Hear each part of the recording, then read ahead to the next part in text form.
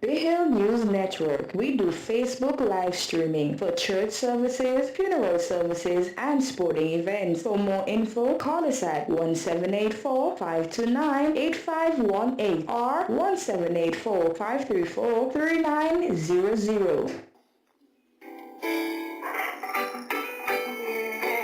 Circling the globe, circling the nation. This is Build the Nation. Build the Nation. Build the Nation. The biggest conversation on this side of the globe. I am Dr. Doris Charles, your hostess. Why not join us on Mondays at 3:30 p.m. to 5 p.m. and on Thursdays at 5 p.m. to 7 p.m. for your bi-weekly editions of Bell the Nation. If you need to hear conversations on current happenings and more, then invite a friend and tune in to www.behillnews.net. It's about radical radio right around the world. Build a Nation. It's the program that highlights issues that touch and concern people's lives. It's about the how, the why, the when, the where, the what, and the who of benevolence, education, jurisprudence, legitimacy, down to earth, no nonsense, affirmative action, talent, and training. It is informative. It's about opinions and, of course, nation building. Looking forward to your comments and calls. 1-784-529-8518 or email us at belgianation@gmail.com. Get in touch again at 1-784-529-8518 or email us at belgianation@gmail.com.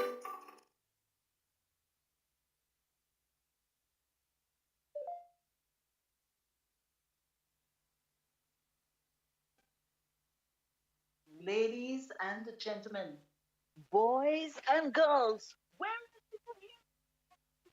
is this is Bell the Nation, Bell the Nation. The biggest contributions to conversations from this side of the globe. My name is Doris Charles, and I am extending a very special welcome to you this evening. Today's topic is some politicians actually use politics as a game, but governance is not a game. I'll repeat that. Some politicians actually use politics as a game, but governance is not a game. This is the voice of the National Liberation Movement, a movement with a political arm. It is Bell the Nation! Bell the Nation! Micah chapter 6 and verse 8 says, He has shown you, O mortal, what is good. And what does the Lord require of you? To act justly, and to love mercy, and to walk humbly with your God. Our next host is Mr. Gerald Williams. Gerald, where are you? Yes, good day, Dr. Charles. Good day. Welcome. How are you today? I am very well, thank you. Absolutely lovely to hear your voice. Absolutely lovely. I'm going to allow you to greet our listeners just now, for we come to you with the compliments of BeHillNews.net. It's about radical radio right around the world. And the number to call is 1-784-529-8518. Or text us at 1-784-491-3923. Or write to us at belldnation@gmail.com. That's BELLDNATION@gmail.com. And also we come to you with the compliments of St. Vincent and the Grenadines' finest wines, produced by Dave Root. And for more information on the types of wines or varieties of wines that they do have, please call 1-784-593-1564.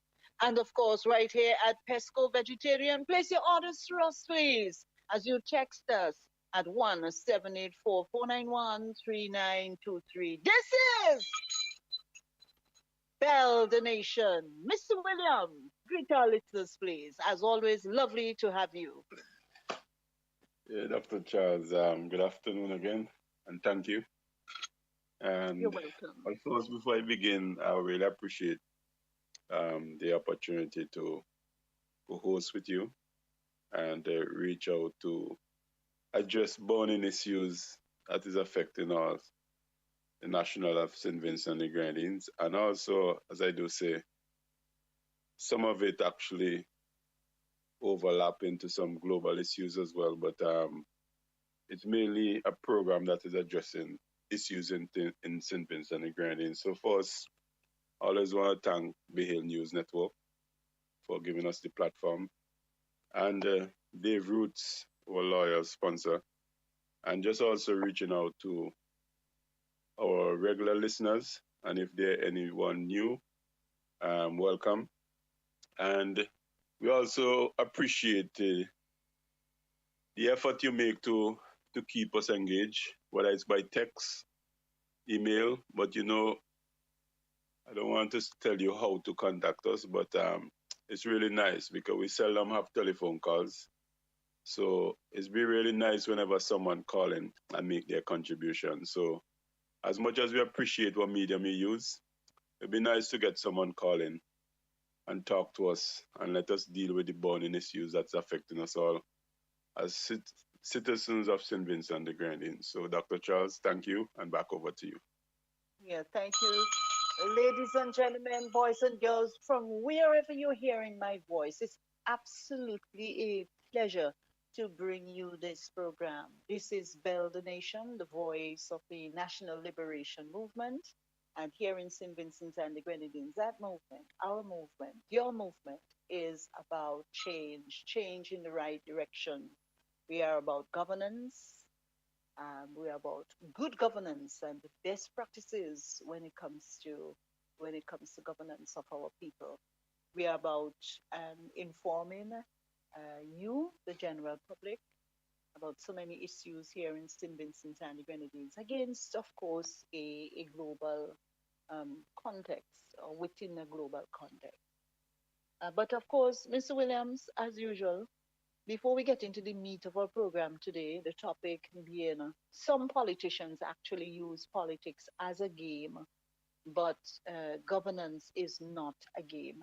I want us to look at what has happened within the past 3 weeks.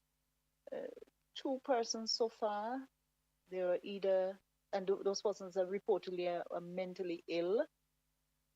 They were either killed or maimed, according to the public outcry that I am hearing, either maimed or killed by the police.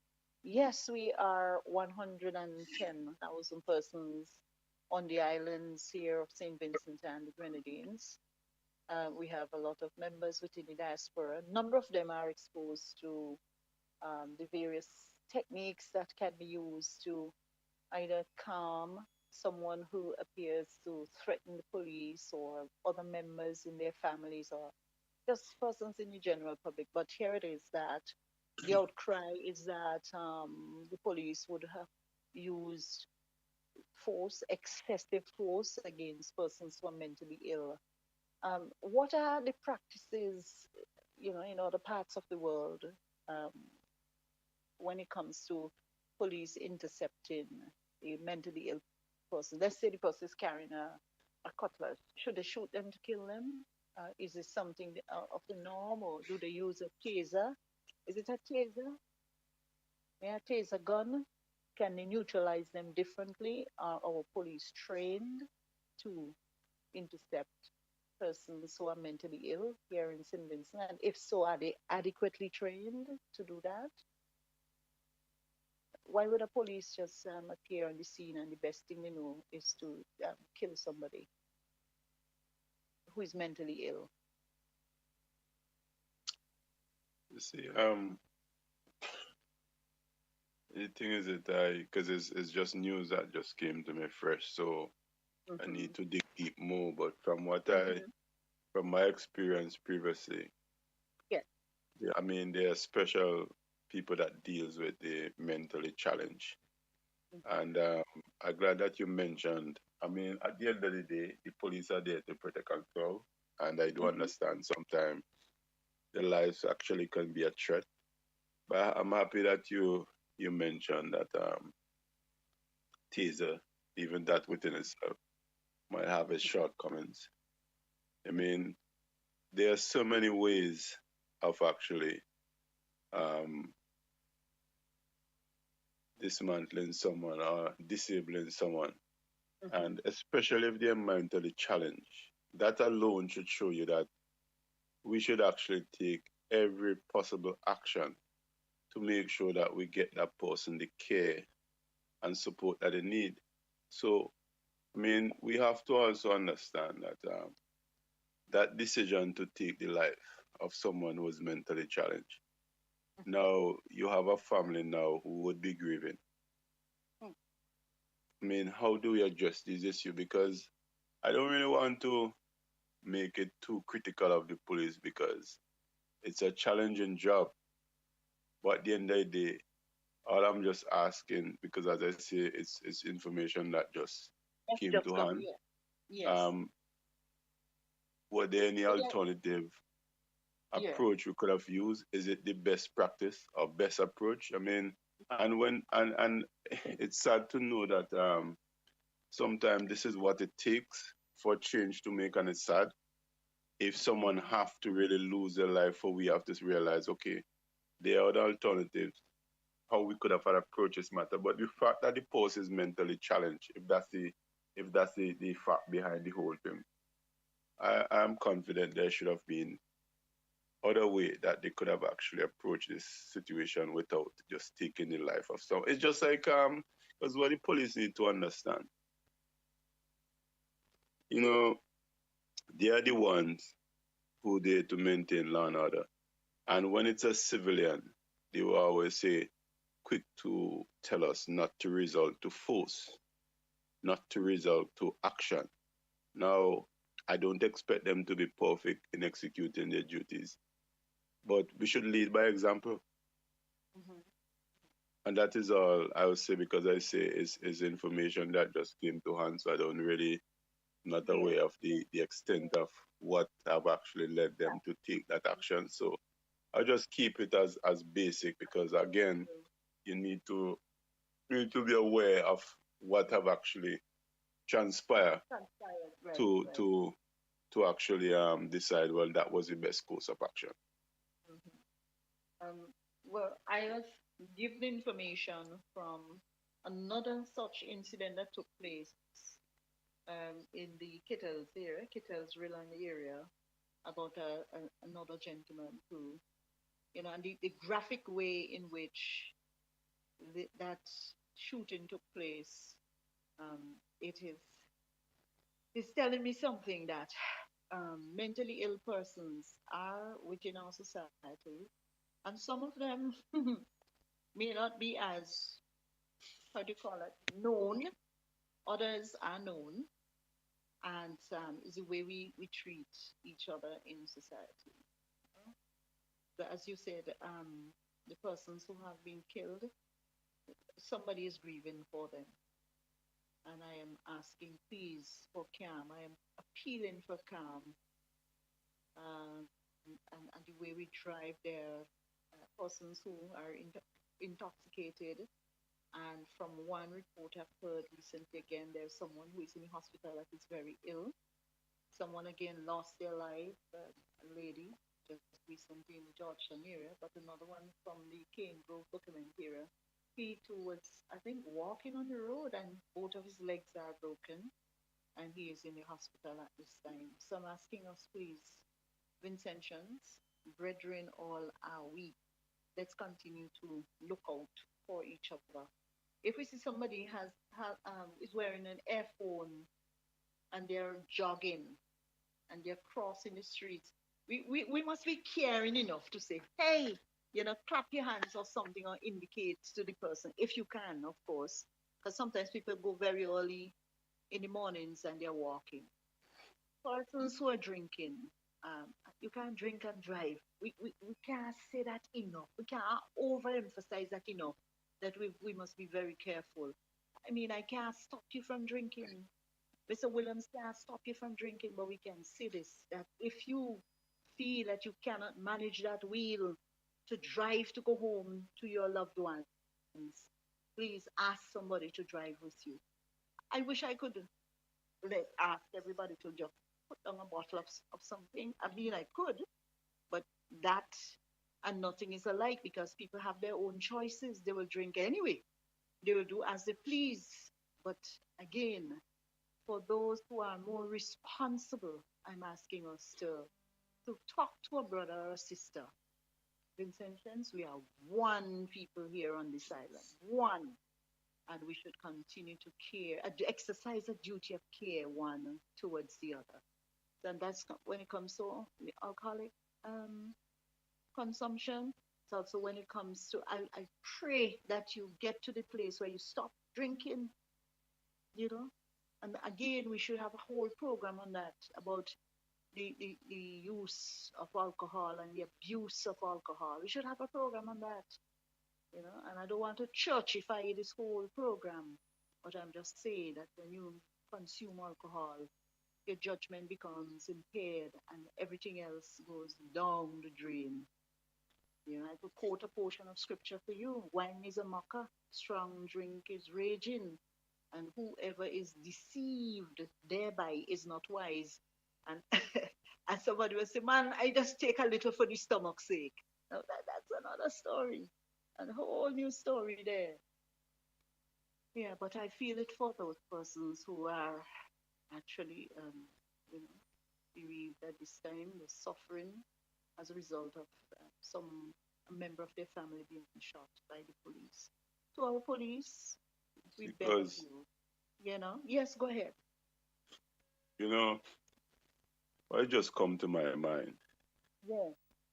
and I strongly believe, and this is my belief.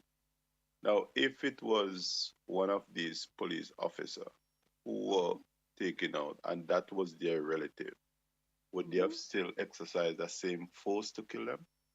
You know, it just come to my mind. I believe certainly not. Because if that's your relative, you're going to think about all the possible way if this person is threatening to disarm them because that is your family. So why don't we see another human being in the same way? Because there's it has to be maybe you and that person, that family member have fallen out and you wish them dead. But if those police officers who were sent out to deal with that mentally challenged person, and that was their relative, a relative that they love, I don't believe they would have actually even want to be part of executing a shoot to kill. No. And this is, you know, it just come to me because I know being a police officer is a challenging job. But what I'm seeing lately in St. Vincent and Grenadines, and I don't want to blanket it because it doesn't apply to the masses of the people, but because of the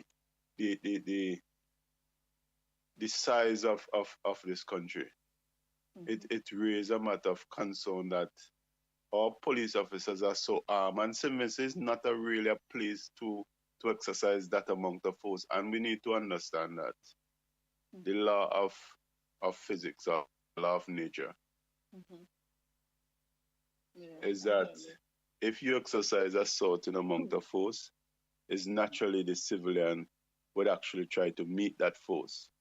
And if you have noticed, since our police officers become so armed and dangerous, it has actually not only escalated crime, but the way how, I'm not saying the police officers are responsible, but the force and the militancy in terms of especially the Black Squad, we need to reconsider. And do you have to wait until you retire to deal with your conscience to say, well, you know what, I could have done this differently? Right. Let us not make our ego get the better of us. Don't wait until you finish your service as a retired serviceman to realize, you know what, I could have made a better contribution. That's right. And I don't understand where the level of aggression is coming from. And I'm not saying that, as I said, expect a police officer to walk around in a straight jacket. But I'm going to ask the question again. If this was your family member and you being part of that team, would you have still agreed to take the life of that human being? What about getting a piece of stick? I mean, yes, the police are equipped with rifles, which we call those the short ones, shotguns and so on. What about a piece of stick? What about those tactics long ago? Are police trained to use any other method of disarming an individual or There are civilian several besides methods. a gun?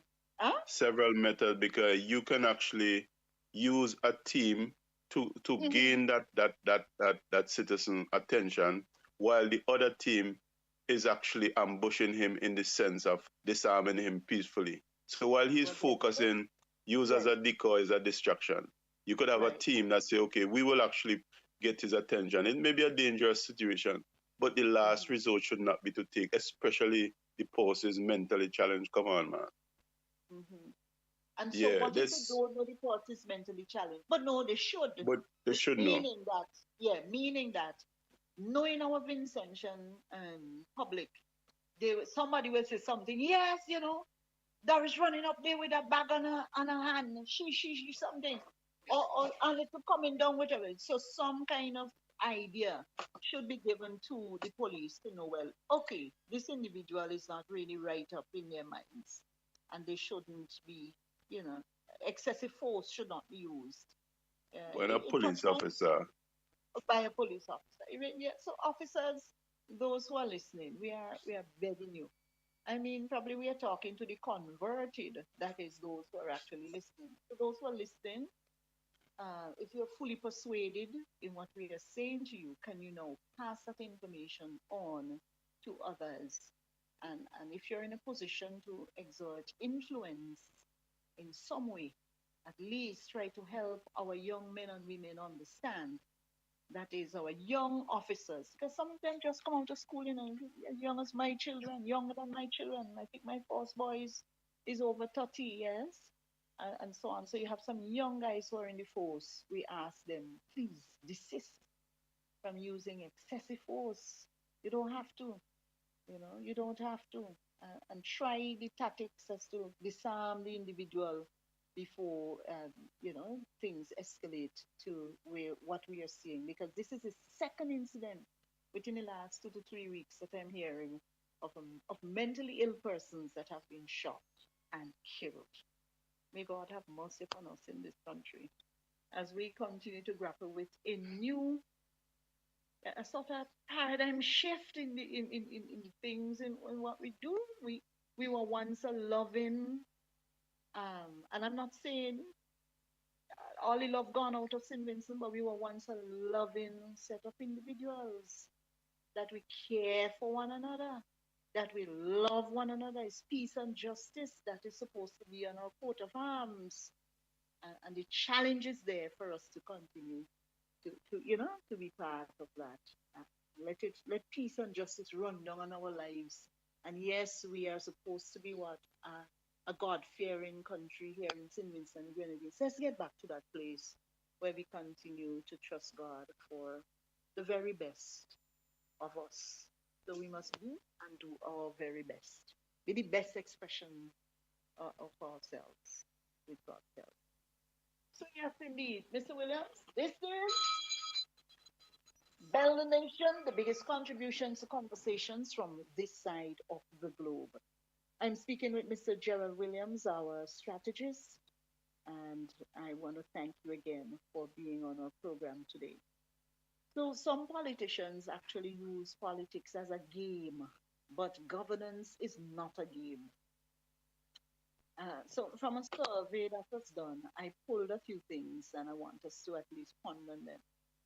57% of those surveyed said this, that politicians seldom give straight answers to straight questions on radio and on TV. And the other one was followed by politicians are more interested in scoring political points than doing the right thing. 36% of those surveyed said that. 34% said most politicians have too little experience of the real world before they go into politics. Uh, 31% say politics is a game played by an out of touch elite who live on another planet. The other one is that similarly, when asked what might make politicians seem more relevant to their life, they say if they stopped arguing for a minute and try to work together to solve the big issues of the day. 44% said that. So let's pick at this one. Politicians tell them give straight answers to straight questions on radio and on TV. Do you agree with the 57% of persons who are surveyed on this that politicians they don't give a straight answer? No, they give an answer, but they don't really answer the question. You agree with that? Well, that's a fact. I think I'm surprised it's not more than 50%. 50, 57. 57%. That's definitely a fact. We see one of the things with regard to politics is that you know it's the accountability that is lacking as well with regard to politicians, and I think they take advantage of that lack of accountability because they just seems to do whatever they want. But what you see is like a mind game. When they are going through the campaign trail, they behave as a human being.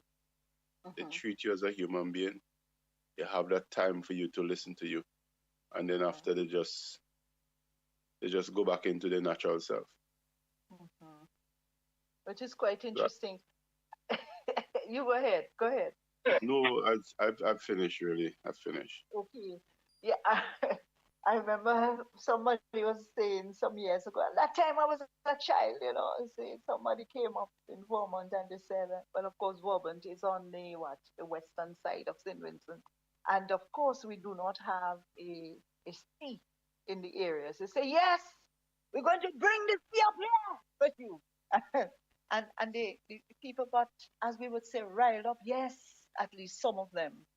They got riled up to say, well, yes, indeed, the seawater will come up. Now we can bring seawater from all the way down Wickerman to come up to the Vermont area. And I think another politician on the other side of the island would have done the same thing, stating that how they would bring. I guess it's in their way they're trying to say, well, okay, they will make the impossible possible. Yeah, they make the impossible possible. And so giving straight answers to straight questions on radio and the TV, that is really something. Sometimes they inflate some figures and they give an idea that the economic situation in St. Vincent and the Grenadines is wonderful, much better than what the World Bank is saying or the IMF and so on. And they color, by their words, they gave a view of I would call it a perception of reality. I remember some years ago I was doing a research on a particular social issue, and there were some persons who were deemed to be interfering in the political landscape of St. Vincent. And one set of words that they used were that if we can get, reportedly used that is, if we can get Vincentians to believe in the perception of reality, then at least that will change their whole concept of who they are. And sometimes when we look at issues around St. Vincent, you hear certain things, you see how people behave towards one another. You're wondering if this sort of influence is still not around. So that if you get someone to believe in a perception, not reality, but just what is perceived as reality, that people would be able to change towards that perception and forget what real reality is. So politicians seldom, they say from the survey, they seldom give straight answers to straight questions on radio and on television. How about this other one, that politicians are more interested in scoring political points than doing the right thing? Politicians are more interested in scoring political points than doing the right thing. Um, if you are a politician in a particular party and this has been said of you, um, what would have been your response? Well, um, really, I would have actually used my constituency, um, what do you call it, office. You would have a meeting place where you would meet with your constituency.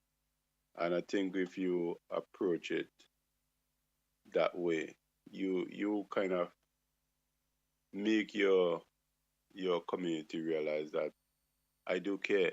And sometimes, it's not what you said, but it's how it's being received.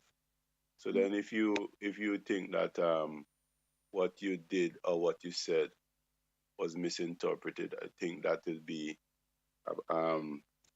be actually an opportunity to make right what was being misunderstood, and also to make sure that you reassure, not only reassure, but also making your community aware that you're here to serve and you do care. And what the dictionary says about game. It says it's an activity that one engages in for amusement or fun. It also says it's a complete episode or a period of play ending in a final result. And the other one that I find quite interesting is this: manipulate a situation, typically in a way that is unfair or unscrupulous. I'm going to throw a scenario. Um, okay. Oh yes. Okay. Before before I bring this scenario to you, here is one. One politician or one say he will bring a banana boat to the Mespo area here in Sydney, Senegality. Okay. Yes. Thank you very much for that, dear listener. The number to call is 1-784-529-8518 or text us at 1-784-491-3923. This is Belden Nation, the biggest conversations, the biggest contributions to conversations on this side of the globe. I'm getting my tongue twisted this evening. Listen, so we have all sorts of things that are happening. So you manipulate a situation, of course, in an unscrupulous way. That's a game in order to gain what? Political points or to score political points. Here's a scenario. In a particular area, well-known area, on the western side of St. Vincent and the Grenadines, a standpipe was removed, yeah, so that persons could not get water. Here's another situation that has happened. A child who was given a job at a school, that particular child was asked to report to the school to begin teaching. And that was under the guise that, or under the impression that that particular child was, let's say, belonging to yellow party. But when the ruling party recognizes that that wasn't so, that child was removed within 2 days of starting that job. The game. They're interested in scoring political points and doing the right thing. The right thing there would have been what? You leave the child at the particular school so that they'll continue to earn, yes, and raise the standard of living. But instead of that, somehow the child would have spoken out, or the child's parents would have spoken out. Well, I shouldn't say child as in little child, but a young person of the age that the person could have started working. and so you turn away that young man or young woman from that job. I mean, politicians more interested in scoring political points to satisfy those around him or her within the particular constituency, that let's punish this particular neighbor for not voting, for as we would say here in St. Vincent, you pamper set for me during during the political campaign, you pamper set, and therefore now you want me to employ your daughter, your son to. What's wrong with that? By the way, Mr. Williams, what's wrong with that? Is there That anything wrong with that's it? Isn't there a justification of sorts? no, no, because the last time I checked, we are still a democratic nation, and under the democratic leadership or legislation or whatever we want to call it, we have a right to choose. So And you have, also, I keep saying whether whatever is your political affiliation, it doesn't exempt you from paying tax. So tax is a mandatory requirement, and once you reach the age of employment, you are required, once being employed, to pay tax. So you are also free to exercise your political right as to choice of party. So no one should actually be victimized. But this is something that, since I actually know myself, it's something that had happened under both the NDP and the Labour then, which has now joined under ULP. So this is also a culture that need to be stamped out, because it caused a lot of harm to citizens, and it's sad to see that it seems to me like it's a tick for tack, that like the opposing party now, they would have to more or less walk around speechless, can't say much. They're only looking for opportunity for their party to win, to actually return the same approach to the party would now become opposition. So I'm glad that you mentioned that, but this is something that we should really stamp out, and I don't understand why we should actually get pleasure out of seeing someone else is being punished, especially a child, because these are our future leaders. So what type of message are you sending to our children? And we need to start to have that.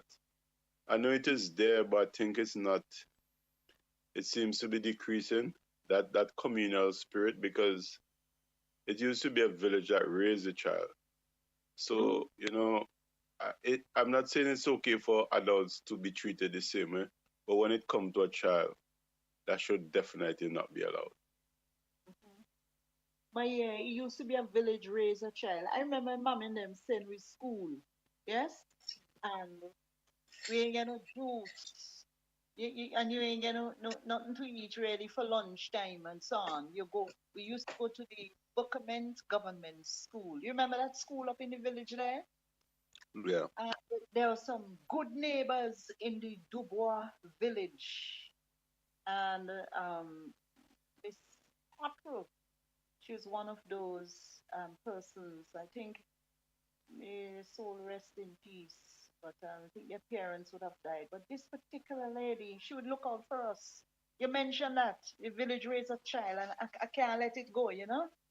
And she would say, "Your Hmm. mommy said I at school today, and well, we don't have nothing, you know. We don't have no juice." And I remember that lady making lime juice for us. You know, we used to roll the lime on the ground or Yeah. something, roll Yeah. it at Yeah. the shop, and you squeeze that, and you're able to cut that, and then all that juice comes out there. And they use their own resources, and they pour some sugar in a glass or a cup, and they make some juice, and you're able to drink a glass of juice. She said, "No matter with the 25 cents." Now you're able to take that 25 cents, and later on you buy some other popsicle or something when you're going home on evenings and playing with your friends as you walk down the Dubois Road into that gap, and then you come all the way up. You know, those were the days when a village raised a child. So if it is that a village raised a child or children, some of our politicians were raised that way, and for them to turn back and to turn around now and and sort of like become interested in scoring political points than doing the right thing, that is giving somebody else a chance, allow them, so to speak, to work and to function, regardless of what political party they are affiliated to, even if they are not affiliated to the party that is in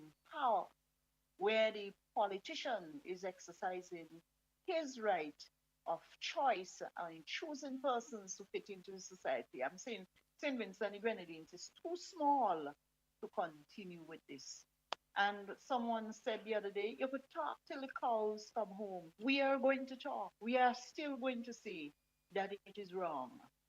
It is wrong to continue to use your political office to the detriment of others who could.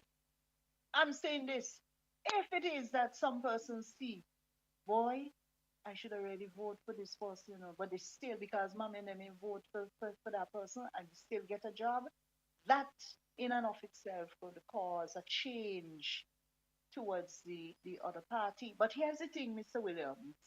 This is when you vote along party lines. Do you think there is ever going to come a time in St. Vincent when we vote along policy lines? We're voting along the line, a policy for a re-education of St. Vincent and the Grenadines, vote along the lines of a restructuring of the agriculture sector or the tourism sector in St. Vincent and the Grenadines. Is there going to come such a time that we'll be voting along policy lines? You think so? I'm confident that change will come because it's dividing the people even more, or the citizens even more, and it is not benefiting us in any way, shape, size, or form. And you you're actually seeing that the people who we selected as leaders to serve, they're not really serving us, but how they continue to get away with lack of accountability, it's still amazing. Mm-hmm. And I think this is not only, as you mentioned, about the change in terms of along party line. The other change I would also advocate for is accountability. It's just the same way that we have the law. And that is where we use as a guiding principle when you want to make you make a decision as to what form of punishment that person who is found guilty should be used, whether if it's okay, you take into consideration if it's a false offense, the nature of the offense, the character of the person. And it's about time that we as Vincentian not only liberate ourselves from that party loyalty, as you said, to vote along issues that will benefit us as citizens of St. Vincent, but also let our politicians who we have elected to serve, to let them be reminded they are not demigods. They are not untouchable. And it's just like any job. If you're not following the company policies and procedure, you would be disciplined, and that could be led to a dismissal, and that within itself can affect you moving forward in terms of employment. So we need to remind P.N. Gonsalve and his administration, they're here to serve. And if they're not serving us effectively, they should be replaced. Somebody says school calling. I tell you, political integrity means exercising political power consistently in the public interest, independent from private interests, and not using power to maintain your office. Yeah? And wealth and position. And when you understand public interests are ever evolving and at times hotly debated, then these are issues, political integrity, and the national liberation movement is about that. And more, of course. It's about that and more. So yes, this is Bell the Nation. The number to call is 1-784-529-8518, or please text us at 1-784-491-3923. This is Bell the Nation, the biggest contributions to conversations from this side of the globe. Keep those text messages coming. And yes, we will love to hear you call us, please. Call us. We would have had a few calls over the many months that we are on radio, and we are expecting to hear your voice as we discuss this topic today. Some politicians actually use politics as a game, but governance is not a game. Governance is not a game.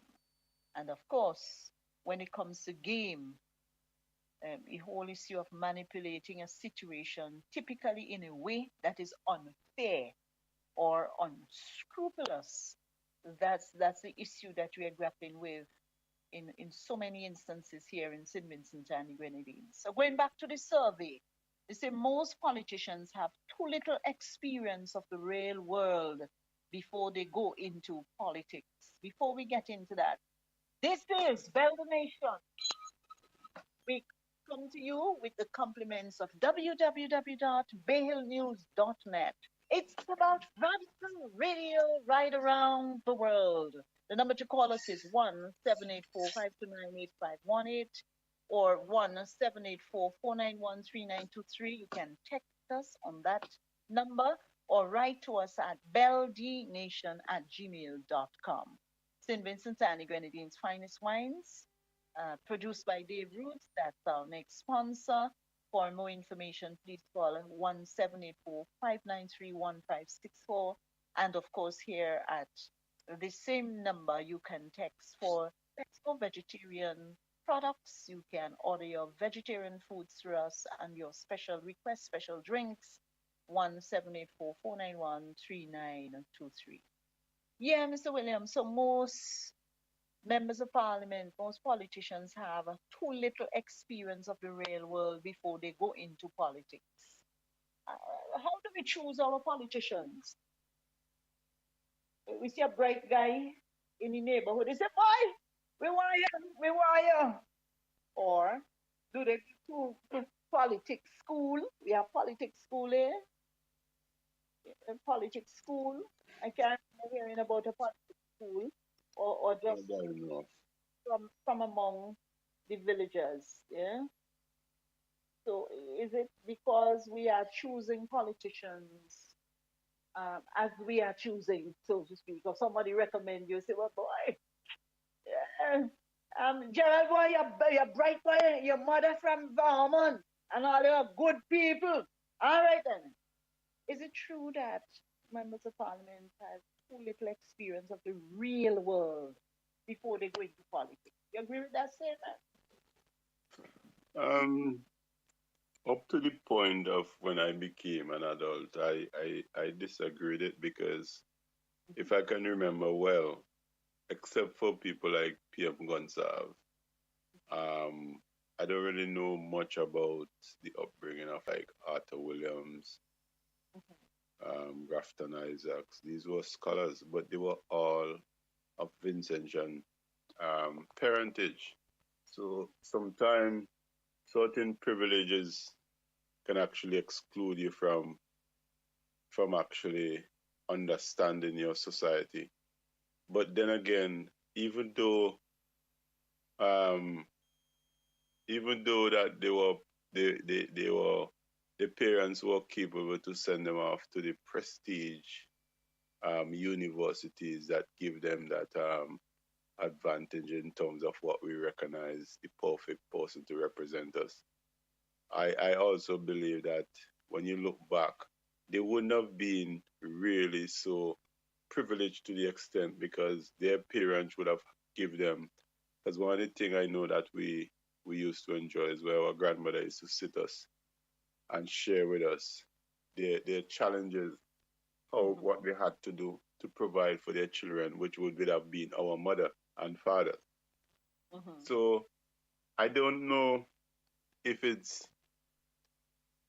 as you asked the question about politicians don't answer questions correctly, I don't know if after you became a politician, there's also a certain protocol to make empty promises and just give you minimal trickle-down effect just to make the people feel that, okay, he is doing something. So I would kind of disagree in a sense, because when I look at most of our politicians, they were actually politicians of Vincentians. So whether or not they might be fortunate enough to have what we call a prestige education, I feel, well, maybe after you become a politician as well, you actually groom into how you should more or less appears to manipulate the people that you are serving us. So if we had a lot of our politicians like PM Mitchell and Gonsalve, I would have said yes, because those people have actually came through that remnant of those descendant of those people who have actually took the Indians who were considered indentured servants and the Africans who were a result of the enslavement of the people. Because the PM, as we know, he's not really, he might born to St. Vincent, but he's of European descent. So if we had a lot of our leaders who had fit that identity, I would have said yes. But from Joshua to Cato and all the other politicians who have served us, they are people who have African descent. So I'm a bit surprised to see that we are more or less, have to feel like we are being let down by our politicians, and even have to be at this stage that we are not even going forward. So yeah, I would disagree in the sense that they have too little experience. You're saying? Yeah, as I said, I don't know after became a politician if you're actually schooled into another level, but I disagreed it on that level yet. I know of a politician, right? When he sit down and start to plan his stuff, he said, "Boy, this thing really hard, this thing really hard. I didn't realize that this thing was really, really hard." And it tells, so to speak, because it came out in the wash that he was unable to function effectively in the real world. So from the standpoint, if you say most MPs have too little experience of what happens in the real world before they go into politics, from just that one politician I could talk about, he definitely had too little experience of what the real world had to offer. Because these guys grew up in a church, or they grew up in a convent, and so on. Before they go into the real world, they say, okay, yeah, they have an idea as to what it is that they want to do. But on the other hand, you're also making a very valuable point where you're wondering now if they were not being in the real world, having little experience of that real world, and the various issues that when they go into politics, elected because, of a popular vote, and so when you get there, are they schooled into walking a particular way, talk in a particular way, not giving straight answers? How are they coached? How are they groomed? And is it a job that is how do you call that? An on-the-job training? In other words, you pick up things as you go.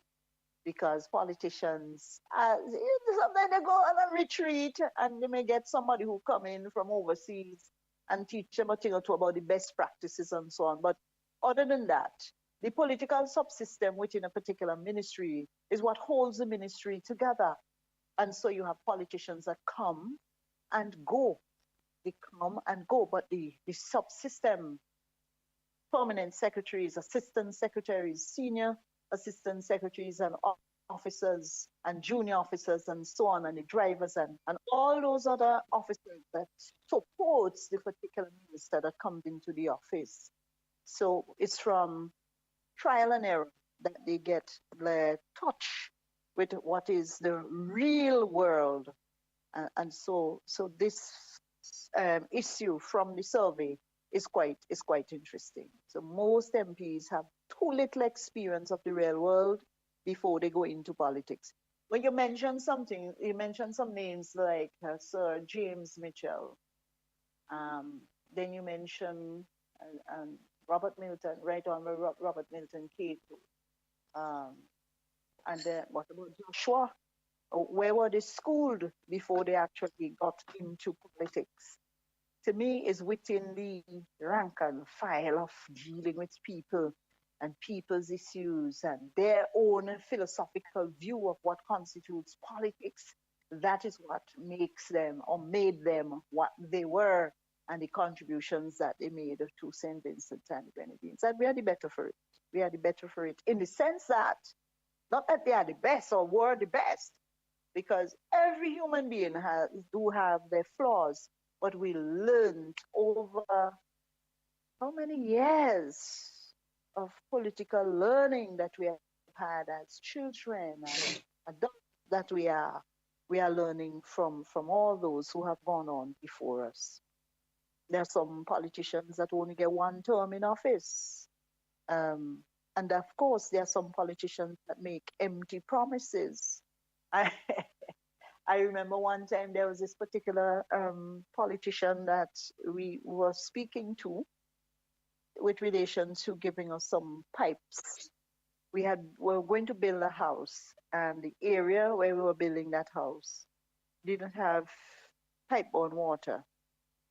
And we needed a little concession on the amount of pipes that were to be laid down in one area to connect up to the road into the Cane Grove area.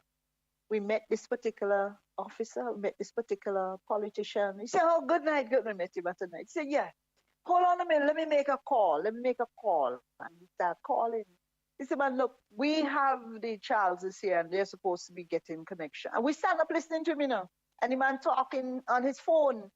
He said, "Look, I am going to be sending them to you and sending them to you on Monday, okay?" Because this was a weekend we were talking. This was Sunday night. Tomorrow, Monday, we were going to be talking. And we're sending them so that you're able to get it. All right? Yeah. Okay, then. How is your wife? Yes. Okay, then. All right. All the very best. Okay, then. Good. Puts his phone back into his pocket. But of course, gave us the assurance that it is okay. You go tomorrow, Monday, and so when we turn up, I think it was Daniel Cummins who was the head of the water. I call his name because it's a public office, and that's an office that he held, and everyone knew that he was there. Walked into his office, and he said, "No, we never received any calls from anyone with specific reference to our issue." So empty promises. Some politicians are good with that. Yeah. So the whole idea is it's a game for some politicians. They manipulate the situation, but they're unscrupulous when they do that, making empty promises, false promises. And I'm not the only person who would have complained about that particular politician. Several persons would have said that. Of course, he lost his seat the next time around, because you don't pick up a phone and fool people. If you know you can't do the thing, what's wrong with saying that? Yes, Mr. Williams, tell me, what is wrong with telling the truth? What is wrong with saying, "I am not able to help you," when you're a politician? And do you go around saying that? And do you actually say the words like that? Huh? What's wrong with that? I can't recall, and it's not just in St. Vincent. I mean, you see it across Westminster. I can't recall that even with under the U.S. side of things, recall that a politician answer a question sometimes can be simply yes or no. They always give you a long-winded answer, and sometimes you ask yourself, did they really answer you? Okay. So it's something I think for we all know. If you do follow up political issues, is that politicians actually avoid answering simply Direct yes or question. no. Yeah, direct. Okay. Yeah, give a direct answer. We have a response. Good evening, listener. Thank you so much again for writing in to us here at Bell the Nation. This is Bell the Nation, the biggest contributions to conversations from this side of the globe. The number to call is 1-784-529-8518 or text us at 1-784-491-3923 as you have been doing, or send us your emails at BELLDNATION at gmail, that's gmail.com. And we are coming to you with the compliments of www.bailnews.net. It's about radical radio right around the world. Yes, that's one of our sponsors. So here's the thing. Again, thank you very much, listener. Good evening, all. I think we need to invest more in our youths, in teaching them how to be balanced individuals, which include finances and how to be a good leader. We also need to add home economics to our curriculum, languages and visits to different countries. So as they get to adulthood, they can contribute to the whole country, even being able to lead the country. Thank you very much for this contribution this evening. Yes, Mr. Williams, any thoughts? You want me to read that over again? Yes, please. I would appreciate that. You have to say good evening, all, and good evening to you, listener, to you and your family, as well as to several others in that part of the world. I think we need to invest more in our youths, in teaching them how to be balanced individuals, which include finances and how to be a good leader. We also need to add home economics to our curriculum, languages, and visits to different countries. So as they get to adulthood, they can contribute to the whole country, even being able to lead the country.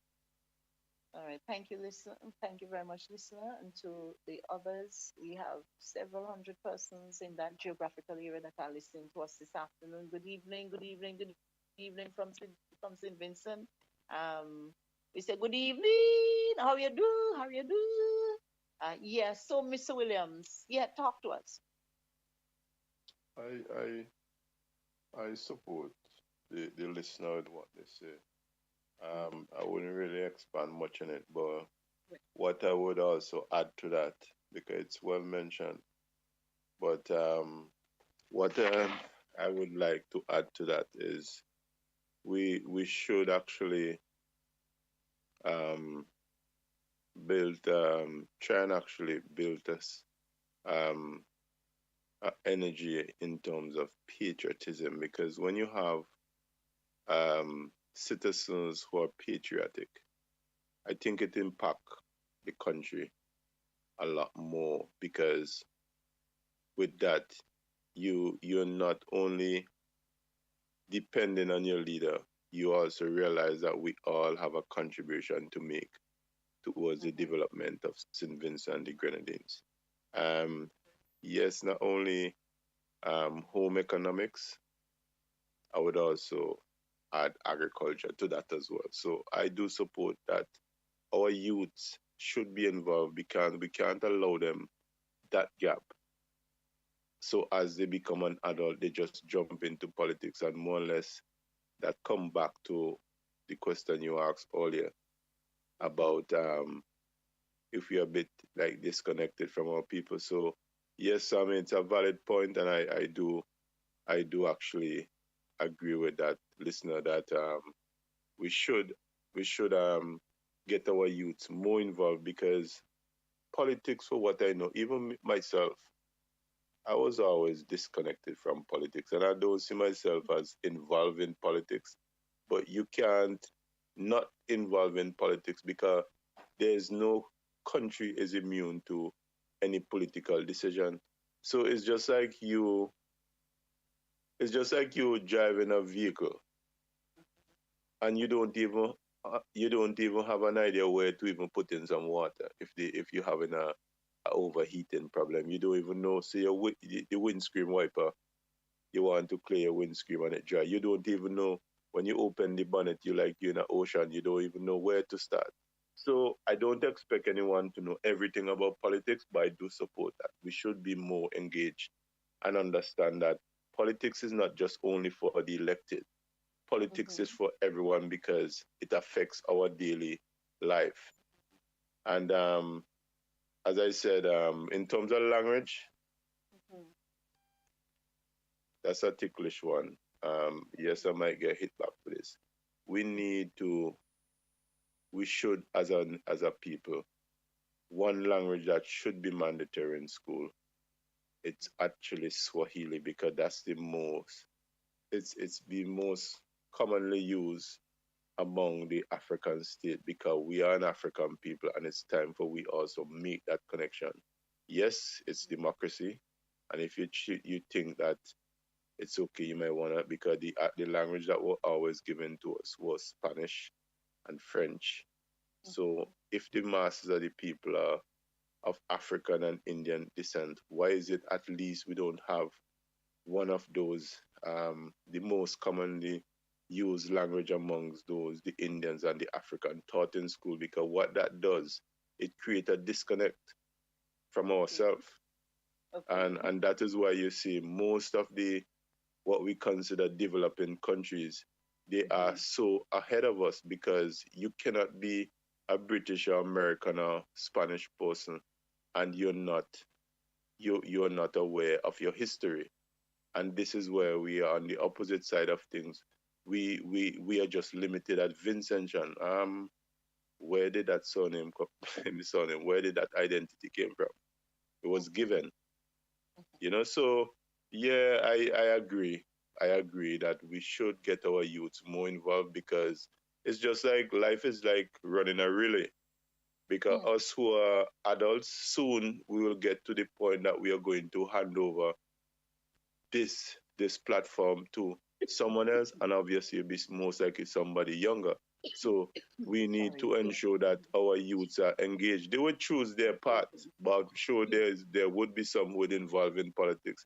There's some who would be involved in whatever career of their choice. But yes, we should get our youth involved in every aspect of the country. And this is where we need to have those youth groups that we used to once have growing up because it had really made a valid contribution. It instead of you being wasted time and as they say the devil give you find work for your idle hands, you're engaged with something. So yes, listener, I really want to say thank you for making that point. It's a valid point, and please continue to keep us engaged, and it'd be nice to get telephone call.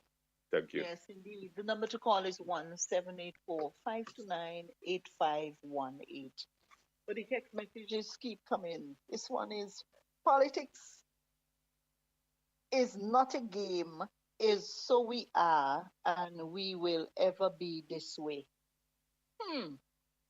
Let me read that again. Politics is not a game, is so we are, and we will ever be this way. I don't know what you want to say about that. But here's the other one. PM, this is a question and a comment. A comment first. PM Gonzalez stated that Spanish is our second language. So what is wrong with that? And the other question, why Swazuli? Did you say Swazuli or whatever? Yeah, why Swazuli or whatever? So in other words, Spanish, there were some attempts at introducing Spanish in as a, well, I wouldn't want to say second language. Listener, I disagree with you when it comes to second language, but rather another language was introduced, which was Spanish. And the question is, why Swazuli? Is it Swazuli or Swazili? It should be Swahili. Yeah. Swahili. Why Swahili? So Swahili, listener, is Swahili. Why Swahili or whatever? Why Swahili, by the way, Mr. Williams? Isn't that part of as I, African it's heritage? Yeah, I Isn't just that want to so? say, Yeah. sorry.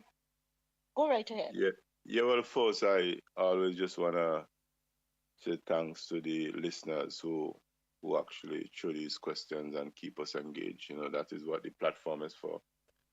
The reason why I said Swahili is because it's the language that is most commonly used among the African states. Now, what I always find interesting is that when you meet a British American person, no matter where they go in this world, they are proud to say, you know what, I am British, I'm an American, I'm French.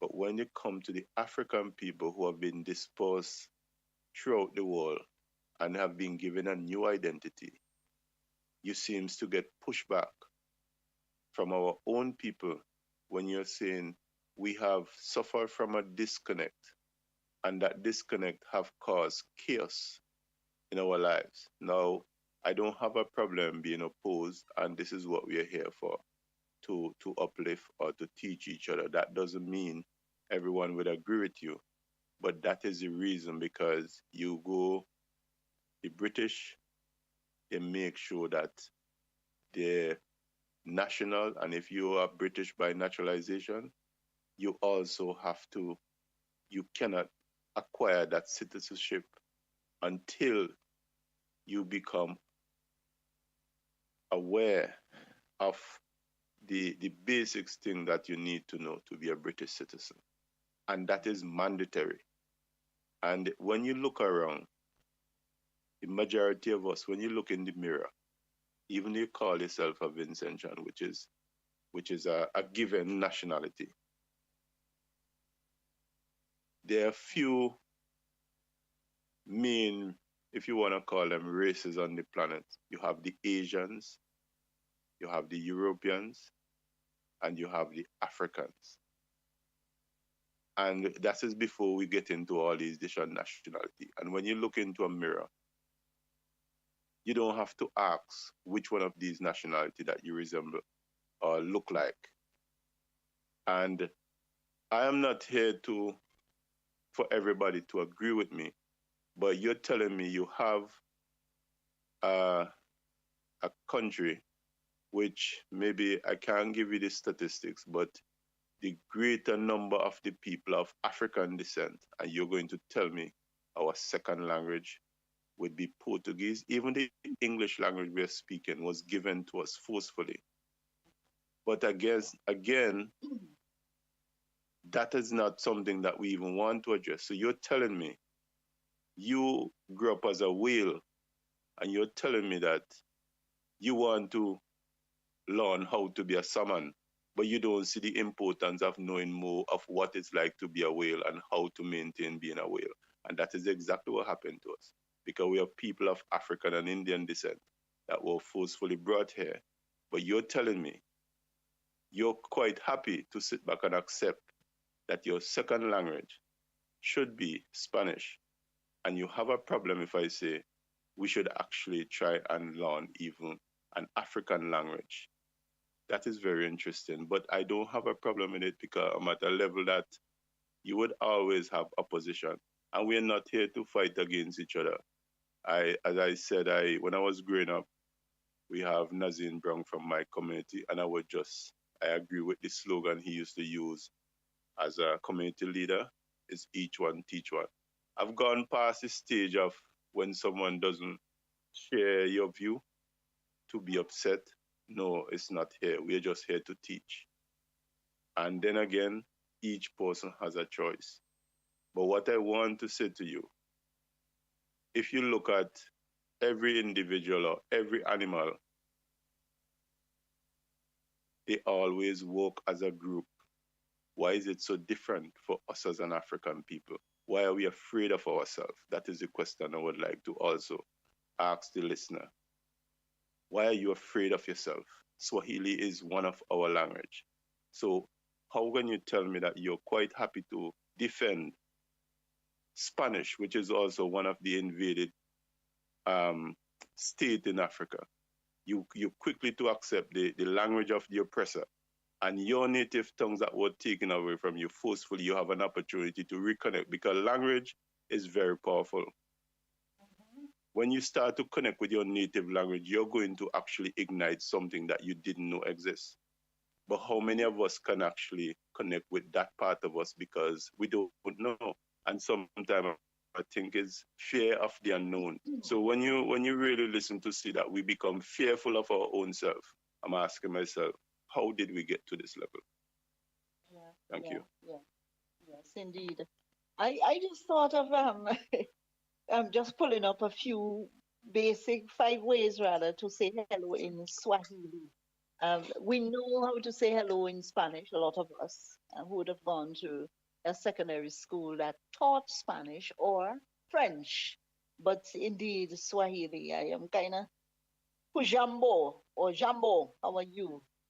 Sijambo, Sijambo. I am fine, no worries. Habari, any news? Nzuri, fine. Nzuri, fine. And the other one is Ohale Gani. Ohale Gani, how are you? Njema, fine. And Shikamo, a young person to an adult, probably saying hello. Marahaba. And for casual interactions, it says the narrative tells us Mambo. If you hear me come on on Belly Nation, sometime they hear after and say Mambo or Kujambo or Sijambo, or Habari. So I'm asking you, any news? Yes. So yeah, this is Belly Nation, the biggest contributions to conversations from this side of the globe, and we have several comments that are rolling. Comments and questions. Why should we change? I will always choose someone from my community to lead me and others. Who is the perfect leader? Tell me. The other one is, why is it that politics is a game? It is where and how I get my bread and butter. Another question is, are you going to speak about good governance? Yes, we will. We will. Yes. Okay. And the question is, PM Mitchell was an elite politician, but he was not out of touch with the people, nor should any other politician. What about Mr. Eustace? Honorable Eustace was one of the best politicians that ever graced this political stage. So the number to call is 1-784-529-8518, or you can text us at 1-784-491-3923. Here's another comment. I agree with Mr. Williams on the various language, Swahili, Zulu, and Shona. Thank you very much, listeners, and you keep those comments coming. So any from those questions, from those comments or questions that you want to comment on, should I read them again? Yes, please. It will be good too, actually, because if I send in a question, I'll be so happy to hear it being addressed. So we will try and run through them quickly to Okay, let so the why listeners should know that we do validate their why questions, and also I like the listener who pushing us that we're swaying off topic. So thank you for that as okay. well. So why should we change? I will always choose someone from my community to lead me and others. Who is the perfect leader? Tell me. So that's Well, one. it's just the same way. You Mm. change something that is not working, and that change could even apply to a washing machine, a tire. It's not in the same context, but you change something when it is not serving the purpose. So what we don't want to do is to, yes, it would be great because when you get somebody from the community, you can relate to them, which Yeah. is great. But what Okay. about if that person is still not serving our best interest? So this Right. come back to the same thing. We don't want to run into party loyalty. We want to have someone that will serve St. Vincent, citizens of St. Vincent and the Grenadines. in the best interest of what will propel the country forward. So yes, I do understand what you're saying, having someone local, but let us not just move to that loyalty or um, um, acquaintance or comfortable with someone who you know. Let us look for someone that who will serve the best interests of the citizens of SPJ. Okay. Yeah. Great. Great. Thank you. Here is another one. Why is it that politics is a game? It is where and how I get my bread and butter.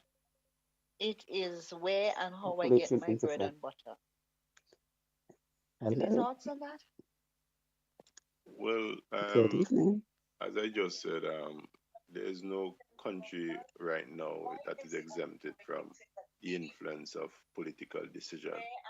But we have to also realize that even though I'm getting my bread and butter, is my neighbor or my other friend is actually surviving. So we want to, there's no perfect system. Let me say that clearly. Hello. But we want a system that is solving the people best interests. So yes, is where you get your bread and butter, but we should have a system that we all can feel proud. You know what? Yes, you will have different level of return in terms of business, but at least we are surviving. And not surviving. Surviving is just basic. We are actually living. Okay. There's someone on the line. Yes. Yes. Go ahead, please. I think I'm hearing Good something. evening. Yes. Good evening. Yes, I mean, welcome. been thank you. Been listening to the program, and I'm really obviously one of your normal your callers who love to call and to make a comment. And Oh yes, yes, absolutely. I'm truly in agreement that really the fact remains that if our government is not fulfilling their mandate and have not been fulfilling their mandate for the longest while, what is the purpose of having them in government? And also, I agree with Mr. Williams' point about the languages, because to be quite honest, I see his point about the invaders and all of that. But we do need still to have a form of communication with different countries. But I agree with him on the fact that we should have our native tongues being spoken, whether it's the indigenous tongue of the Garifuna and Kalinago people, as well as those of the African tribes that came across the waters. Because really, at the end of the day, why are we giving more importance and impetus to other languages than our own native language that we have lost through time because of the way in which we were treated? So I think that those are really important points. And I've heard one of the comments from someone who wrote in and said, who is the perfect leader? There is no such thing as a perfect leader, but there is such a thing as a good leader whose desire is to see their country and their people rise to a decent standard of living. Indeed, caller. Yes. Mr. Williams, any thoughts on these? I welcome those comments, those very worthwhile comments from our caller. Yes? Yeah, I would just like to say to the caller, thank you. I recognize it's one of our regular listener, but I don't know if you can share the recipe because you seems to get through quite to call us a lot, and there are a few people that it's not getting through. So I don't know what you're doing special. If you can share that on air with our listeners who may try sometime and can't get through. Yeah. Well, what I have done, I have actually logged you into my phone so that when I'm ready to call, you're now on one of my as one of my local callers in my call in my I should say my call address book. Okay. All right. Well, thank you as well because you always you always actually come through with some very valid point, and the way you put you actually articulate yourself. And thank you as well. It's not, as I said to you, I'm not here, even if someone disagreed our points, it's not for us to take personally. Is more or less that True. we just have a different point of view on what that does as well. It gives you an opportunity to even reflect on something that you may never consider. So we're not here to say like Belly Nation have all the answer or this is the right decision. But what I find very strange, and I'm not, as I did mention, I'm not disagreeing that Spanish or French should not be taught in school. But I can't even recall that we are an African people, and I like how you said that we have lost literally everything, but we are so scared of reconnecting with who we are, and I don't understand why. And it's kind of surprised that anytime you're talking about reconnecting with our roots, our culture, we seem to get pushed back, and it's scary because if we continue to go down this road, we are going to have a nation that will be lost. And when I say loss, we are going to lose in every aspect because it is not a coincidence that the African people are only being schooled to be an employee. It is not a coincidence that we are not being taught our language. It is not a coincidence that our spirituality was removed. It is not a coincidence that we have lost the whole essence of group economics. It is not a coincidence that we are fighting the way we are fighting now because that was part of the agenda to dismantle us. And I will continue to advocate for these things because you know what? I know a lot of us are scared.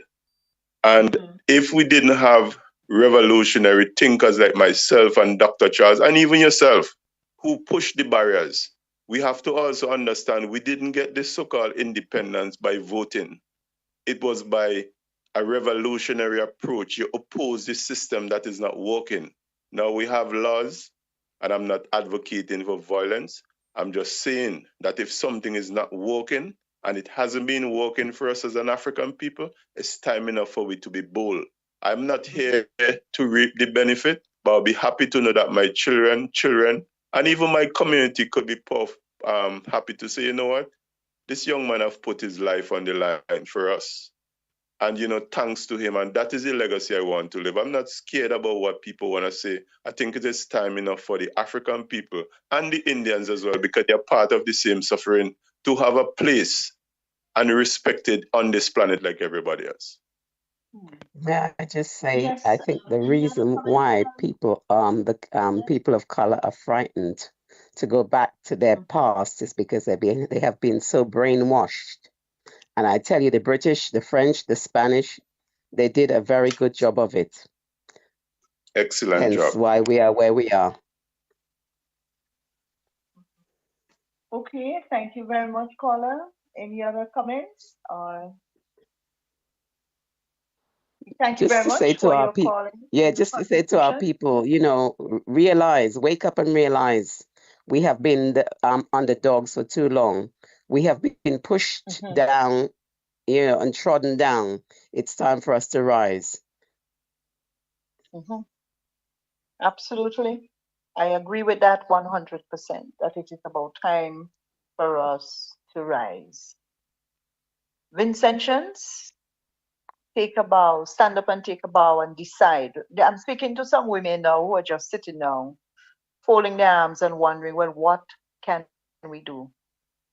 When you face yourself and begin to think, know for sure that there are some reserves that you have within you. They're just lying there dormant, and you can be better by thinking, by prayerfully thinking and reorganizing your own thought patterns. Because, long ago, we used to say, and I believe we still do, that you can take a donkey to the standpipe, when you used to have standpipes, of course, but you cannot force them to drink. So the change would have to become, put it this way, an intrinsic motivating factor must be there. As you think, as a man thinketh in his heart, as a man thinketh in his subconscious thought pattern there right up in his head, so is he. If you think you can, of course you can. If you think you will, of course you will. And there is a dangerous thing about us humans, you see, when we change our minds, go high, go low. We change our minds, and you can do that for a positive influence upon your family, your community, and your nation. This nation depends on us as women and men so that we can make a decided change for good. There is a song by, is it Buju Banton? It says, I want to rule my destiny. And after God, you are given that opportunity to do just that. I want to rule my destiny. So yes, indeed, caller, thank you so much for calling. And your contributions are noted and they are worthwhile. And we value your time. And we also value your wealth of experience that you continue to impart to this nation through this Bell the Nation program. So it's Bell the Nation, the biggest contributions to conversations from this side of the globe. So thank you, caller. The number to call us is 1-784-529-8518. That number again is 1-784-529-8518. All right. So, Mr. Williams, here is the thing, a comment. Fighting against each other is a norm of every society. I beg your pardon. Even in the animal world, animals fight. So, what is wrong with us fighting against each other in St. Vincent?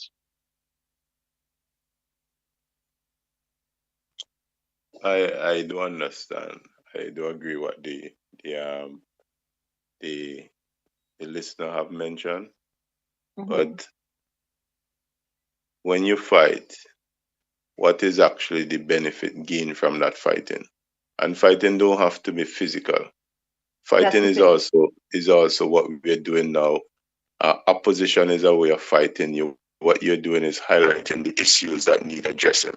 So yes, fighting is necessary because what you don't want to be is complacent. And it's just the same way. When you had one of those big TV, it's not until when you see the flat inch TV, then you start to realize, wait, man, this thing taking up too much room.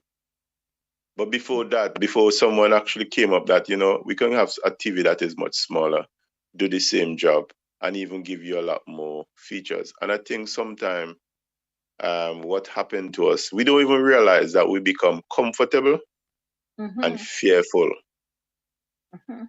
And because it's become the norm, you may not even realize, well, really, man, I can do better than this. It's just the same way.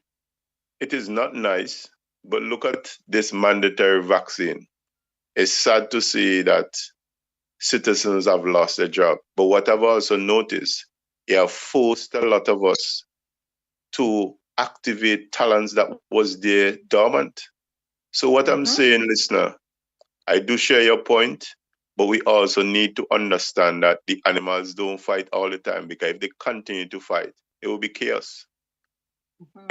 And nature within itself fight against us, because when we have floods, that is also nature fighting against us to tell us, you know what, you're creating an imbalance. So what we need here, I share your point, but we can't be complacent, because we also need to understand a human being, we have a level of infinite ability. We are limitless people. And if you look at the system of laws and politics, they create limit for us. Now, I'm not advocating for we to actually say break the law, but we challenge them. Because there are certain laws that may actually solve the purpose in 1942, but it may not solve the same purpose now. So this is why we are here, is to look at certain laws or rulership or leadership or system or process that is not really serving the best interest of the people. So I do appreciate, and please challenge us. And what it does as well, it also gives you an opportunity to hear our views, and also you challenge yourself. Okay, you know what? I agree with that man, but he make a good point too. He make me look at things differently. And that's what we're here for.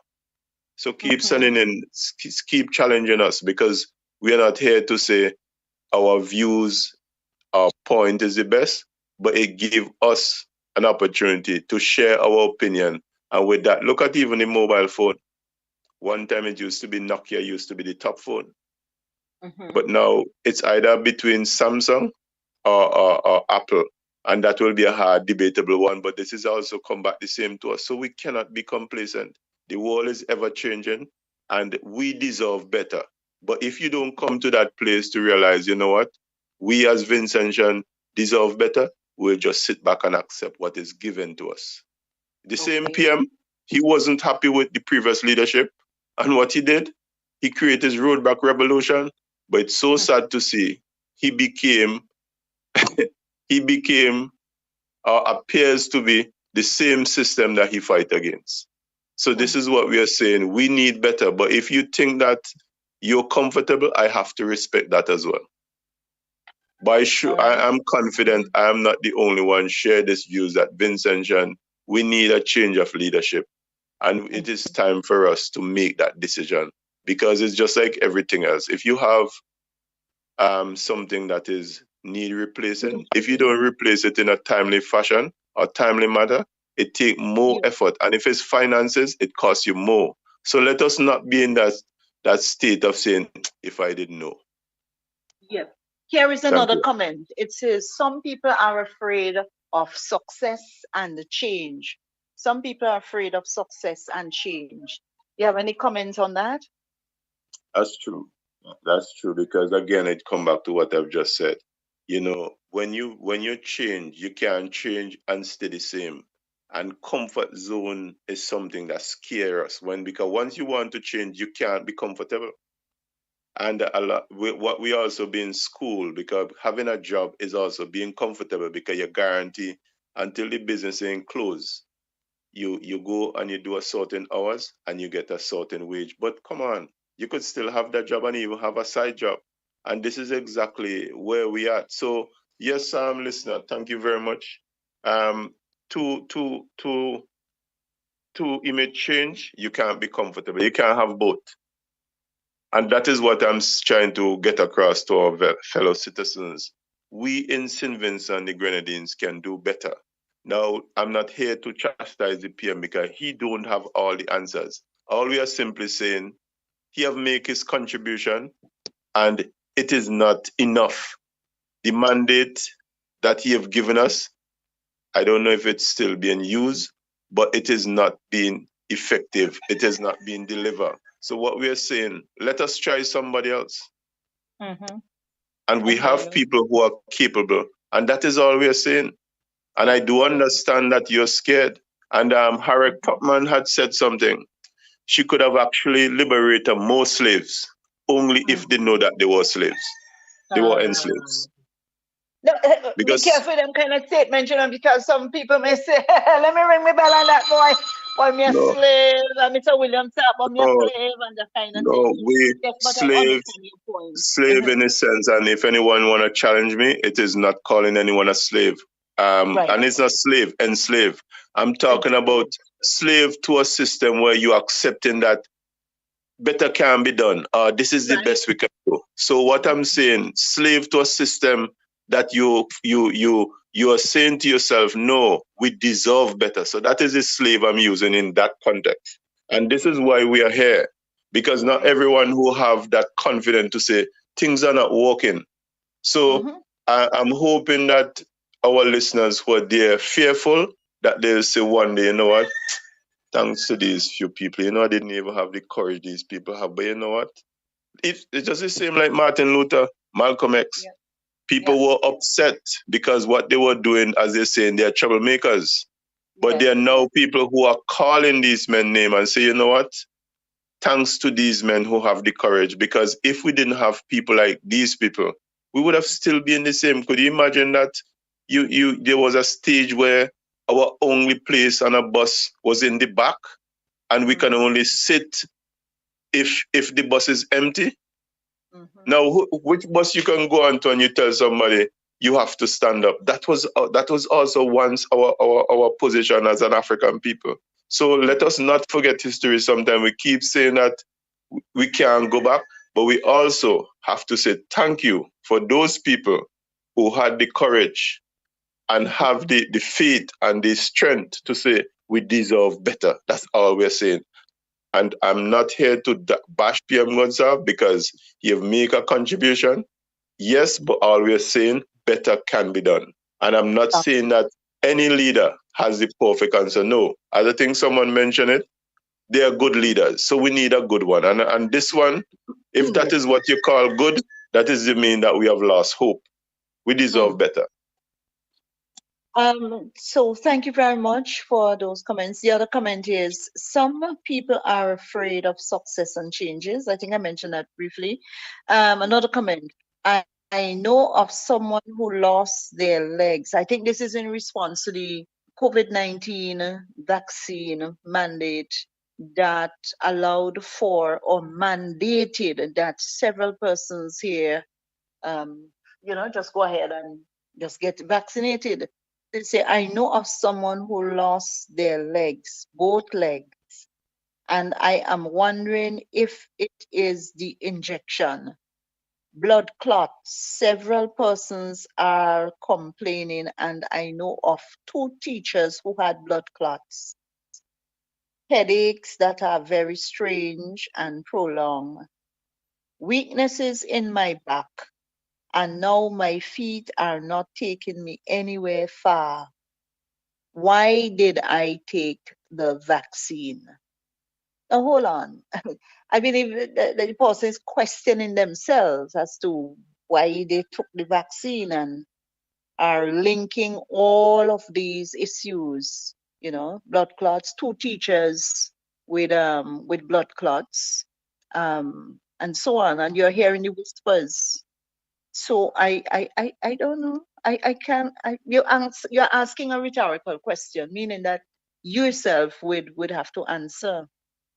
But it's quite interesting, and it's very painful that we are hearing of some challenges that families are having. I know of the particular situation with a particular lady losing both of her legs, and she's not an old person. There's nobody to tell us, well, family members or whoever, that it is as a result of the injection that is the COVID-19 mandate. We can't say that for a fact. There are no data in St. Vincent and the Grenadines or analysis of that data, as far as I know. And this is frightening. There are a number of persons who are complaining.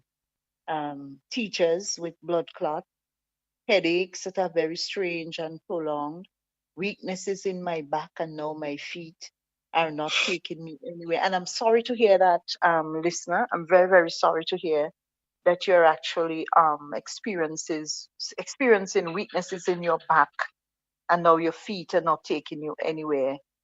And you are asking, as I say, a rhetorical question, why did I take the vaccine? And in your mind, you are thinking it is related to the particular vaccine. No, I can't say that. I don't know. But I find it strange, Mr. Williams, that the persons that I have known so far that have complained of blood clots and did get some measure of treatment, but are still aware that things can happen to them, persons who are bleeding. These are questions. People are asking questions, and they are coming to the conclusion that the only thing that they have had different in their bodies for the last how many years is the particular injection. That is the vaccine, the COVID-19 vaccine. Whether they took it by choice or just a matter of howsoever they took it, this is where we are at, and it's quite interesting indeed. So, your thoughts? I don't know. This is a very ticklish topic. Listener, I share the same views as Dr. Charles. I'm really sorry to hear what you're going through, and I know this is psychologically draining for you, because you know what is strange is that we know our body. Even when you go to a doctor a doctor unless if it's something that is clearly visible. Right. And I'm just throwing some things out there for us to just ponder on with regard to this vaccine. And listener, I know you said about when we are going to talk about governance, but we make sure that we come back on top it, because this is why the program is always engaging, because it gives us an opportunity.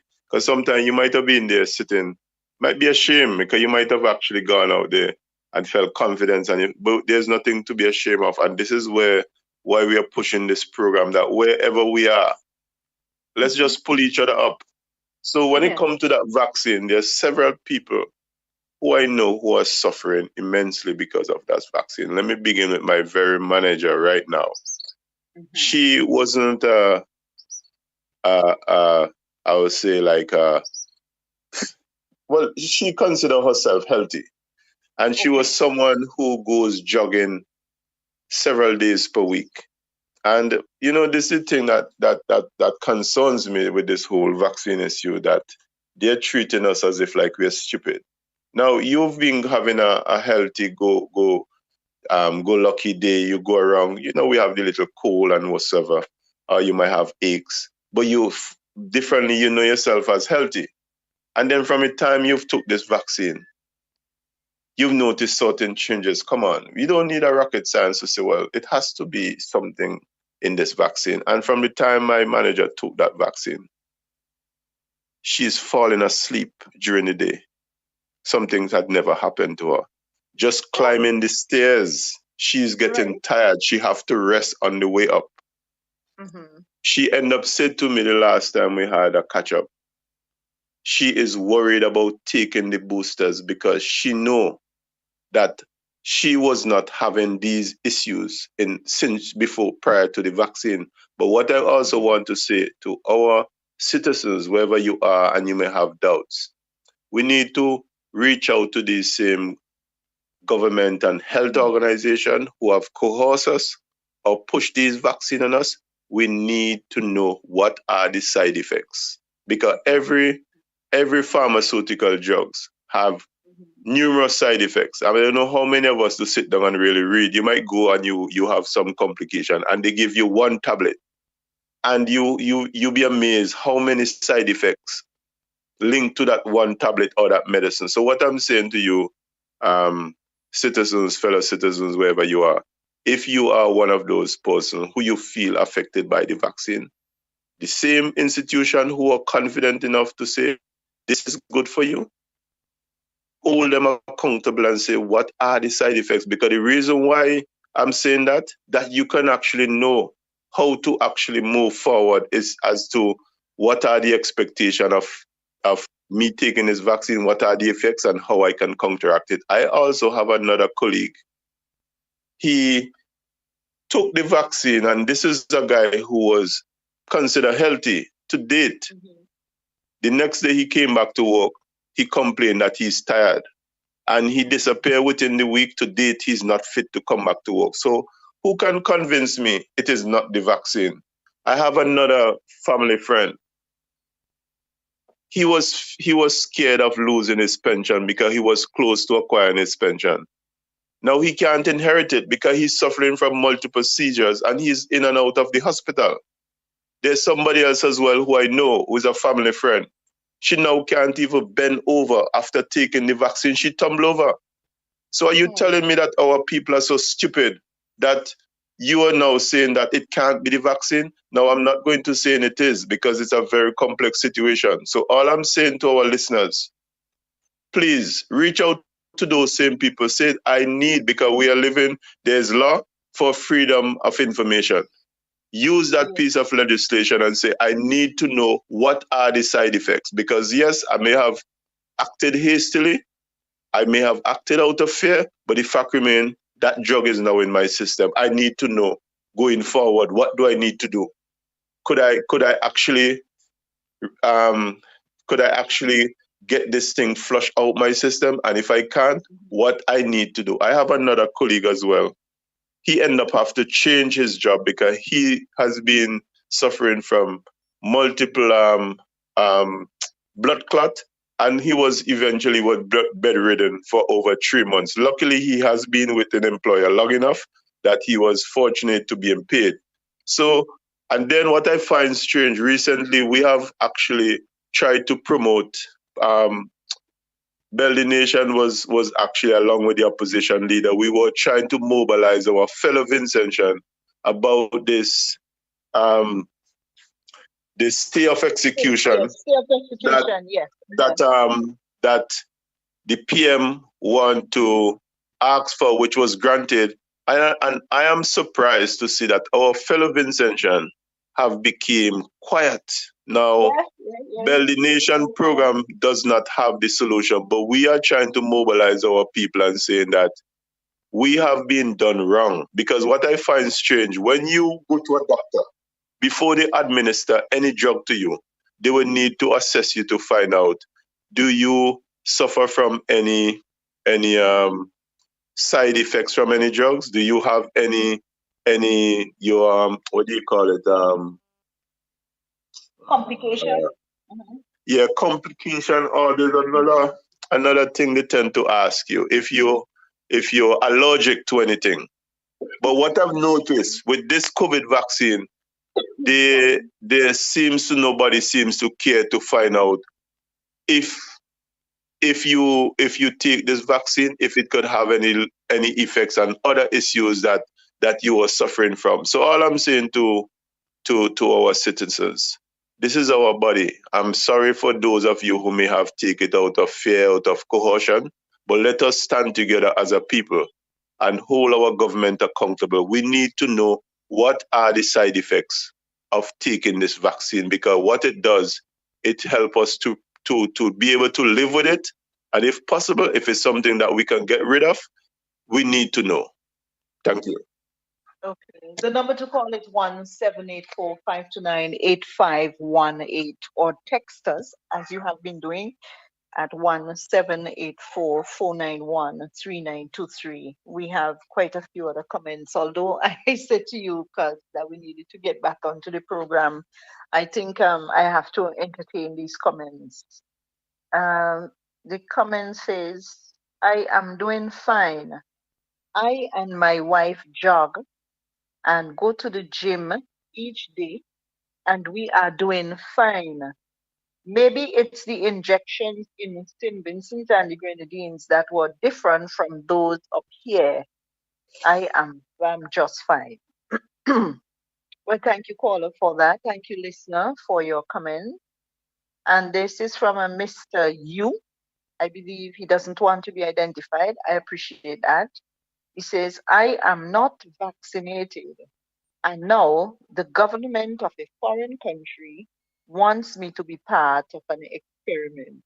Should I go?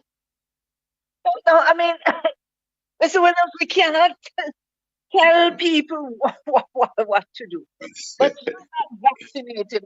Each time, well, it does appear that somehow he may be a frequent traveler here and there, and he is not vaccinated. And now the government of a foreign country wants him to be part of an experiment. The presumption here is that because he's not vaccinated, then he doesn't show any, he's negative then. If he keep testing, he's negative. And so should I want to know if that person is African black man, African or African woman, and so on. I want to know if the person is Indian, black Indian, of Indian extraction, ethnicity, so to speak, Swedish, Senegal, you name it. Because you're putting us in a kind of straitjacket here, asking us a question, should I go? No, that is a personal question that you've got to answer. I mean, yeah, I don't want to sound bad, but you put your own thing, they put in a question, in a straitjacket, that should I go? Okay. Well, I mean, I agree that is a personal question, but Carla, sometimes too, Dr. Charles, sometimes you've been put into this position and you have a close friend. Is that to say you have to listen to them? And I think this is where the caller But what I'll say to you, caller, I'm asking you, I know a question cannot answer a question.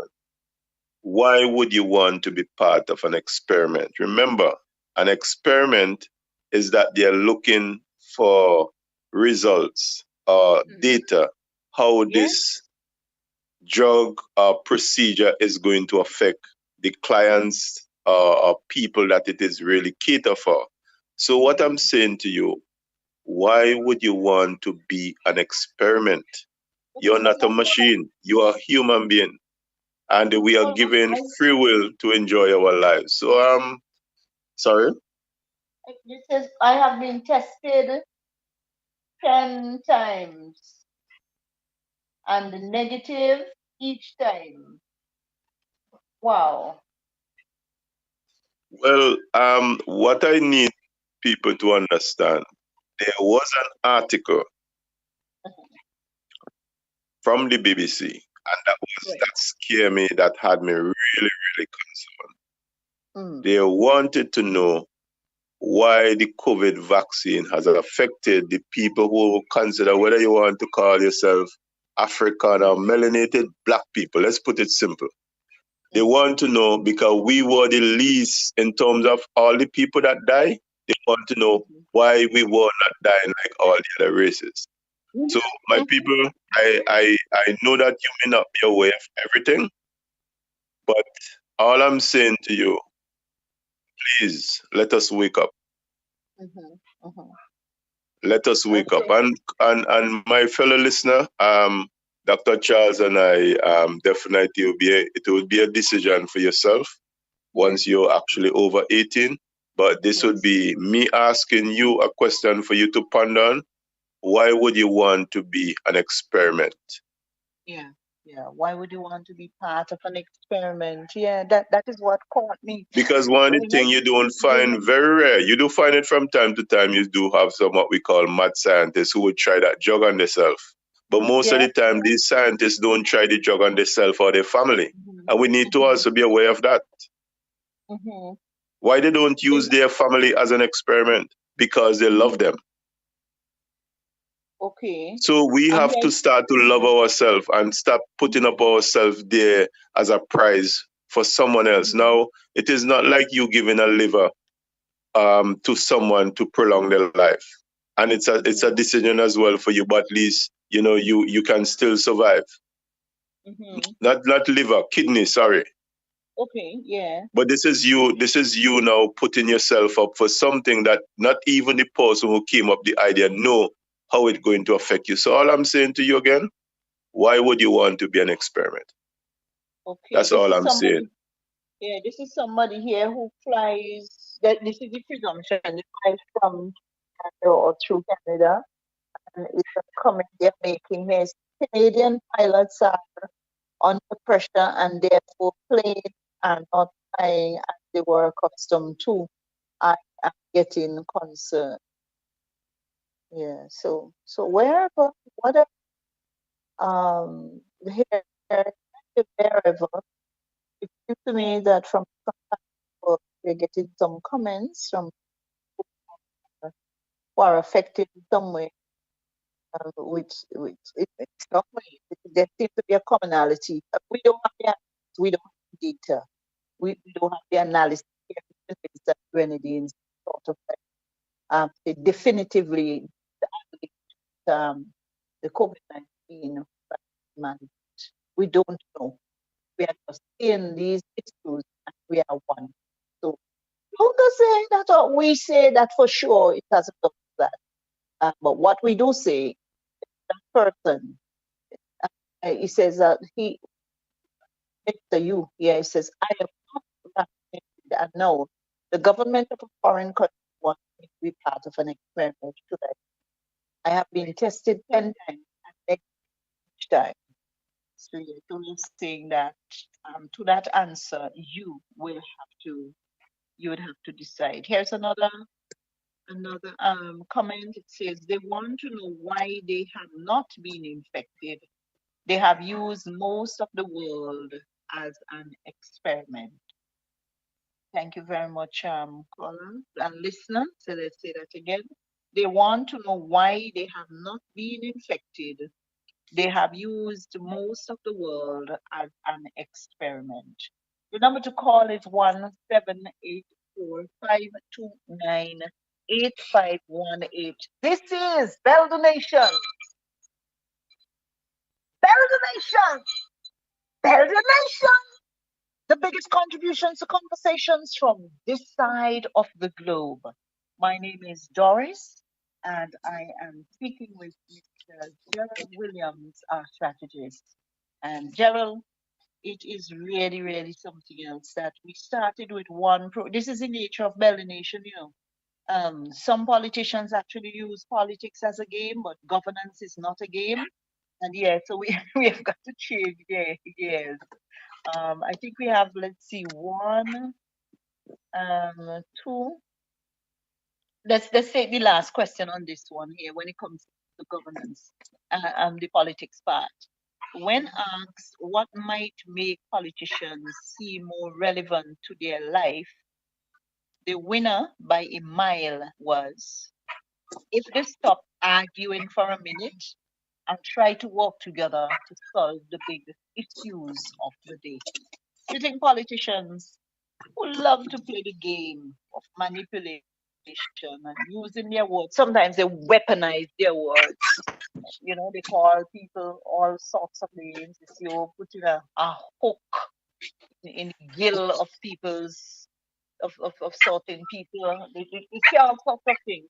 And I'm saying, like, okay, if they stop arguing for a minute and try to work together to solve the big issues of the day, you think that you have two political parties within this Westminster style of governance here in St. Vincent and Grenadines. You think that if they stop arguing for a minute and try to work together, they'll be able to solve the problems of poverty and hunger in St. Vincent? Is that possible to all? You see, politics is, because if you look at the Westminster side of things, which is considered the model, they operate the same. They argue amongst each other. But what our people fail to realize, very seldom or rarely, they actually hate each other. And this is something that I think that we are not getting as citizens, because we are propelling that hate to a level where it is really affecting us as an individual and our communities. There may be times that politicians may have actually excelled to a level where they have hated each other, but it's very few. So what I'm saying, and if you look at it as you mentioned, you know, very rare you see a politician would actually compliment another politician to say that they have done something good. So if you look at their action, it appears to be a game, because there are times that some of the leaders may have done something that is really good or in the best interest of the country, but they will always find a way, as you said, weaponize the word to make you think that, okay, it was a good decision, but then they will say it was too expensive. Yes. Okay. You understand me? And as I speak, I'm trying to remember the name of the politician. There's a politician now in the UK who is actually pushing for the government to give the citizens more information about COVID-19. But I can't really do it now because I'm on the program. But I'll promise our listeners, if you can tune back in next week, I'll make sure find the name of that UK politician. He is putting his career on the line because the masses of people are opposing his stance, because he's questioning this very COVID vaccine that one of our listeners were talking about. And I would like to share that, because I really respect people like that who have the courage, because this is somebody who I admire, who is serving and who is standing against the odds. He's not doing it because he wants to be popular, because he's much now unpopular, because the first time he actually raised the issue, you know, like when you have a fire and everybody have to evacuate, that was the reaction you had. in the UK Parliament that the ministers, which was so disrespectful because they all like, oh, which is part of the politics, but they literally got up and walked out. But I give him courage to. There were a few who sat and listened, but the majority of them left the room because what they don't want to hear. And he is making some. He's actually making. He's getting some attention because there's a lot of things with regarding this vaccine that we still don't know. But I'll make it. I'll make sure next week I'll announce it on the program. The name of that UK politician, that whoever may have doubts with regard to the vaccine, that they can follow him, because I think he might be a person who might be able to help you with whatever doubts, because he's really raising the eyebrows when it comes to the COVID vaccine. I want to make this point here. We weren't hearing from Vincent Grenadine when it comes to the it wasn't vaccine mandate. It had to the vaccine, right? That was questioned or put before the court. It was a constitutional matter where the government of the day would have overreached or used powers to sort of say, well, okay, everybody, we have to get a vaccine. It was a mandate. It was something that says a set of words, a new set of words, put it this way for the local man to understand, or woman. Words that say you have to get this vaccine, and if you ain't get the vaccine, you're going home, firing you. So we have teachers, nurses, and police that fell in that category for their own reasons. We were talking to one just because it was saying from a religious standpoint, as well as from a health standpoint, he did not want to take those vaccines. And because he said he is standing up for his rights, he was made, well, I want to say redundant. They fire him and tell him, oh, you can't come back here. In police force, and we're going to stop you. That's it. And therefore, he had to go home because nobody wanted him around. Scourge of society, along with so many others. And then he had to find another job. Yes, that entrepreneurial spirit within him had to be, just emerged, and then he had to, like, you would say, cut and contrive. So it was not for us to not get our wires crossed. It was not the efficacy of the vaccine that was being challenged, contrary to what some politicians would have say that the conscience clear because it has to save the rest of the population. That was not the issue. The issue was the high-handed manner in which the mandate was used to force the rest of the population. I also want us to know that force takes away from us our right. That we a spirit within that says if one of our constitutional rights is tampered with, that constitutional right, one, so to speak, or taken away from us, then that opens the floodgate for a lot of other things to be taken from us. Ability to sit down and worship, because you met the constitutional right. And so if there's a constitution from one to the next, and basically the government supporting. I saw recently a clip which says sovereignty of nations is also being challenged. The World Health Organization reportedly sent out a feature on a new mandate with specific reference to they would decide where in the world a pandemic is. And that's wrong. Because if that is so, there is an overreach on the sovereignty of a nation state, which says, okay, we have to listen to those who dictate to us within the field of health. And we call every man, woman, and child, wherever, if that particular region is allowed to go through the parliament of the world, then every single individual upon the face of the your right to choose will be taken away from you. Then some people say, well, I don't think they've been prophesying like Bible, so not in manner in which they prophesy. Yeah? So Well, if your constitutional rights are violated, are infringed on, it was not dictated in the Bible that that is the way in which it will be done.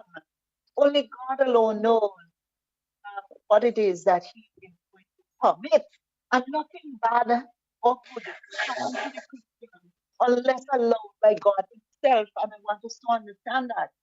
So, as a Christian, you too must stand up for your own rights. Stand up to say, well, look, this is a particular situation that I need to voice my opinion on.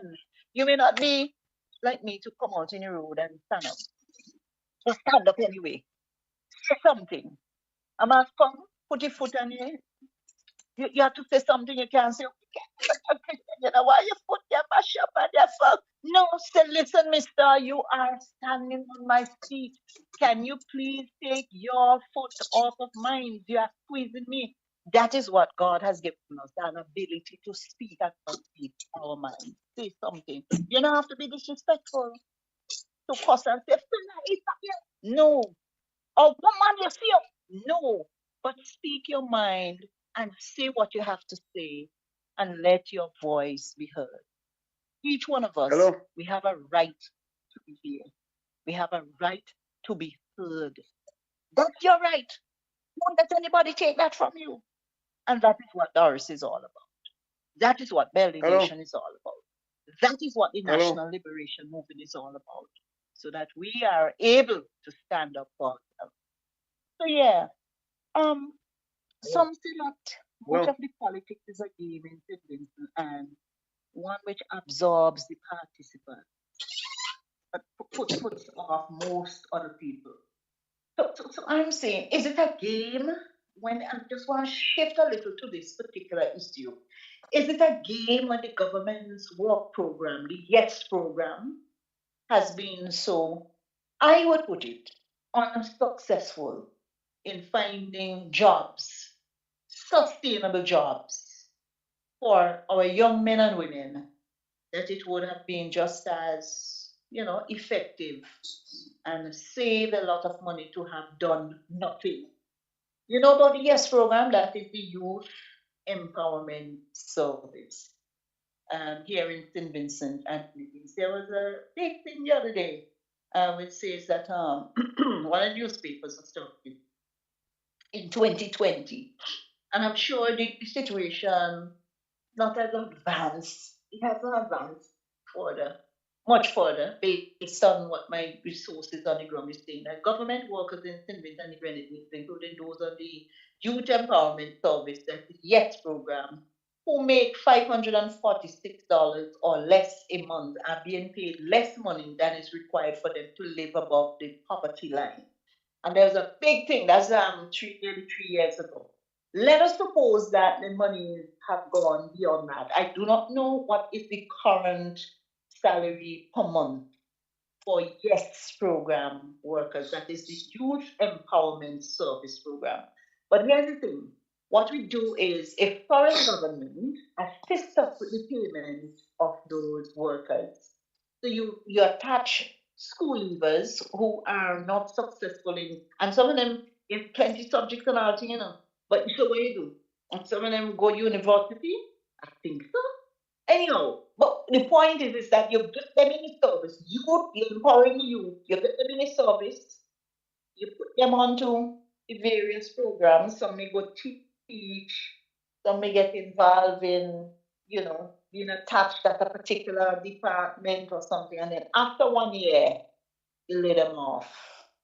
But here is a thinking.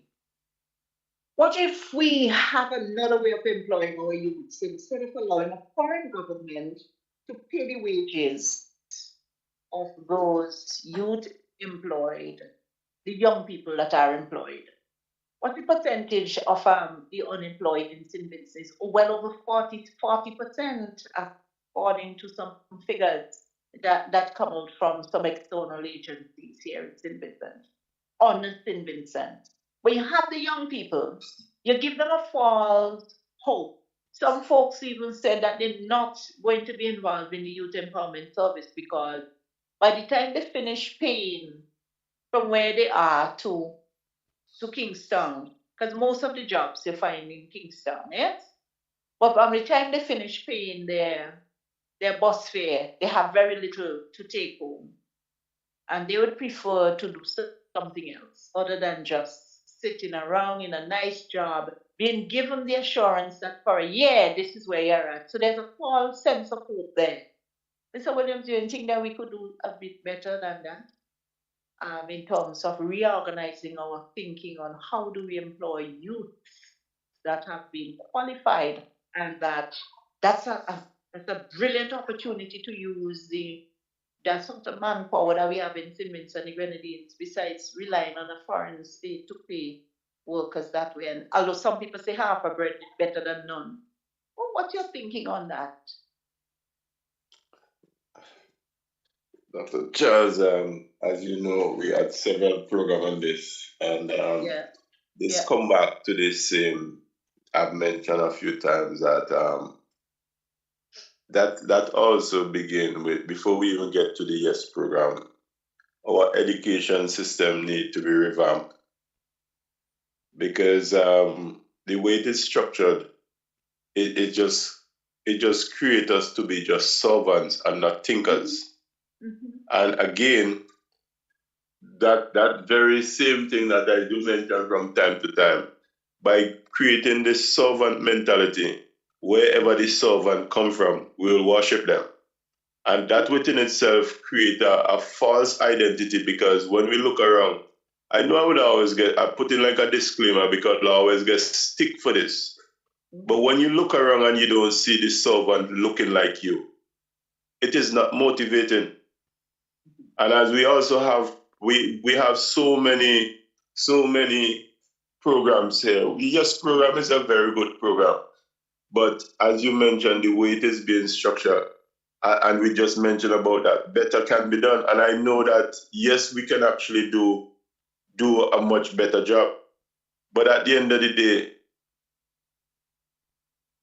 do our citizens really want change? Because we had it earlier. This level of complacency and fear and everything. Because at the end of the day, if our people are not speaking up, how? Because I'm not even aware of some of these things. How do we know? And thanks to you, Dr. Charles, to bring this to the forefront.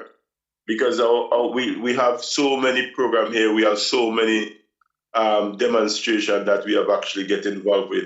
But our citizens just stay dormant. They don't say anything. So how can we move a nation forward who don't want to move forward? Because that is also another challenge. You mentioned earlier on about you can take the horse or the donkey to drink, but you can't force it to drink. Mm-hmm. So mm-hmm. Yeah, go ahead.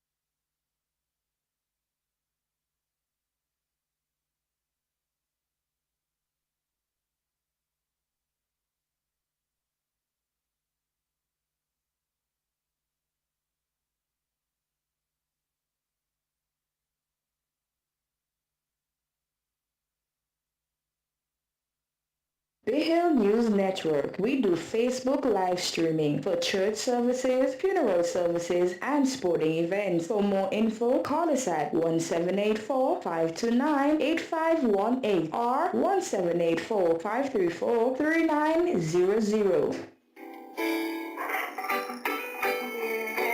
Circling the globe, circling the nation.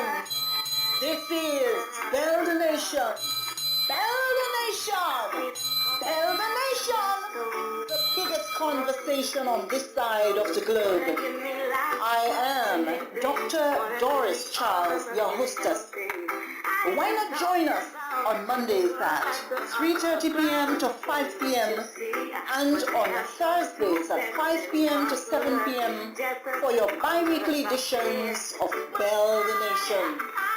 If you need to hear conversations on current happenings and more, then invite a friend and tune in to www.bayhillnews.net.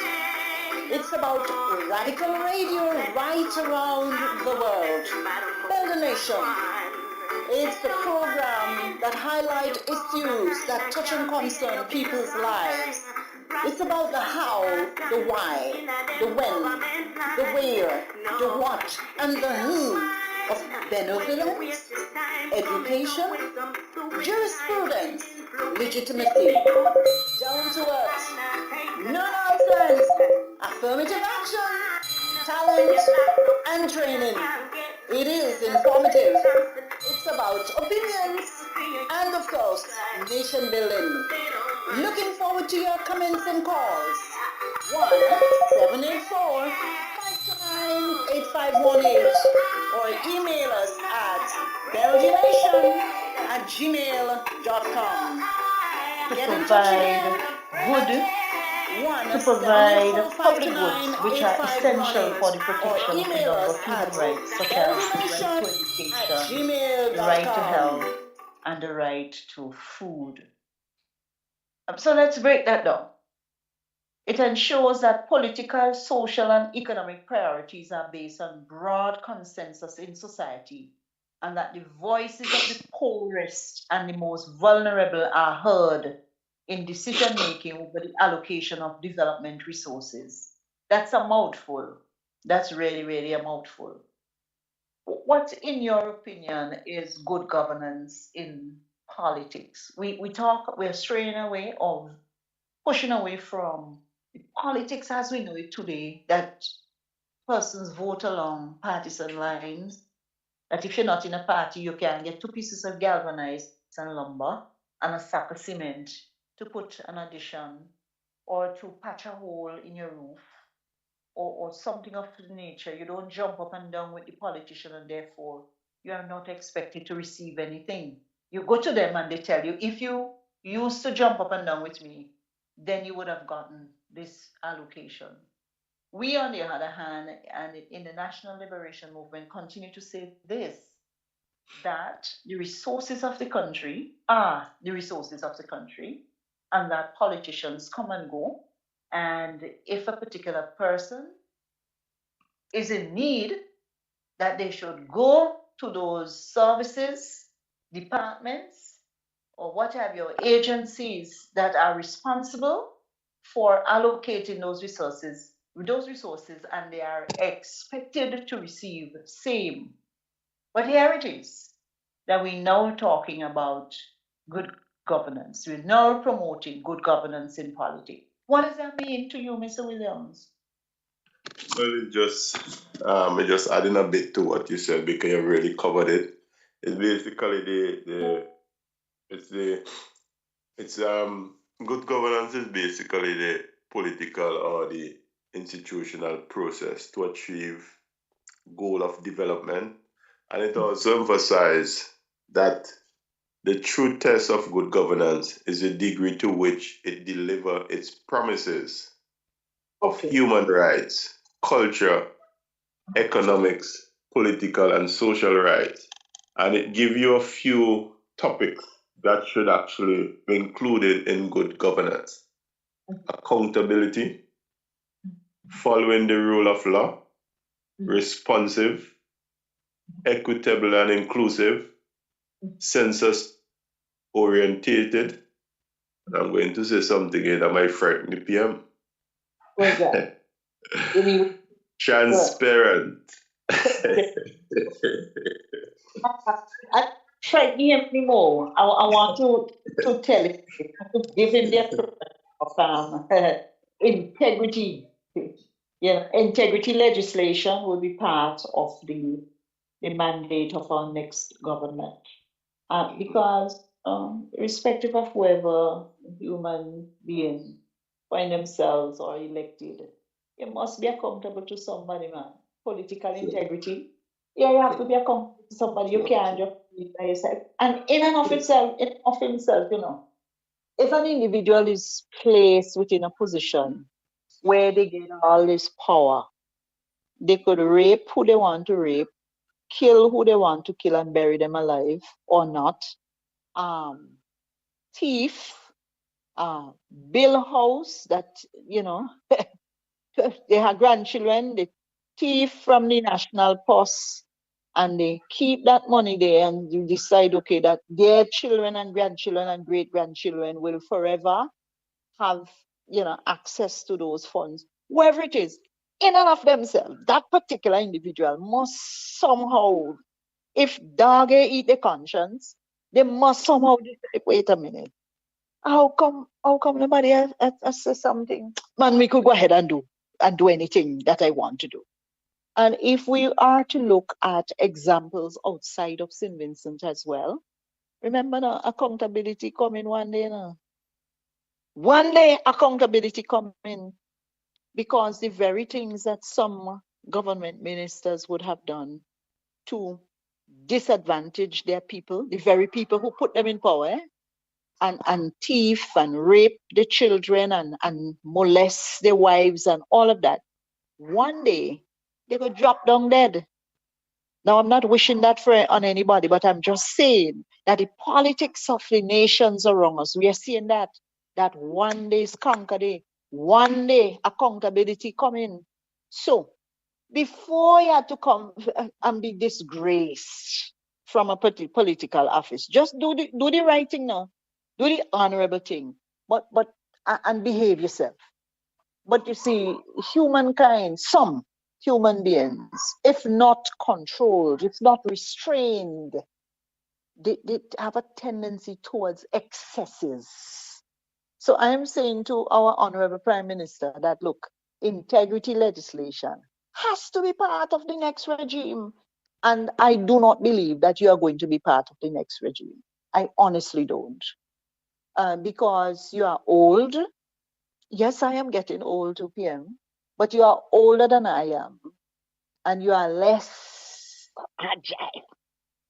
Members of your government as well, you're seeing signs that they are aging.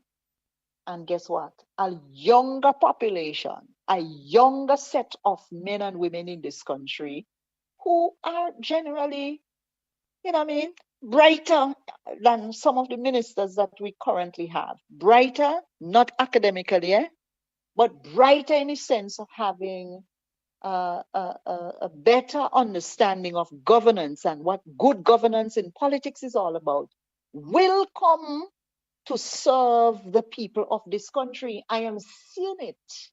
I am feeling it, that a change has come across St. Vincent and the Grenadines. And within a crowd of 10 to 15,000 presumed supporters, more than half of them, they are not supporting a regime that has destroyed the confidence and have shaken, especially with the teachers, nurses, and policemen. Their confidence have been knocked. And at the end of the line of a particular teacher or policeman or nurse, at the end of the line, meaning that within their families, they're going to find that you have children that are either, hungry, not being fed properly.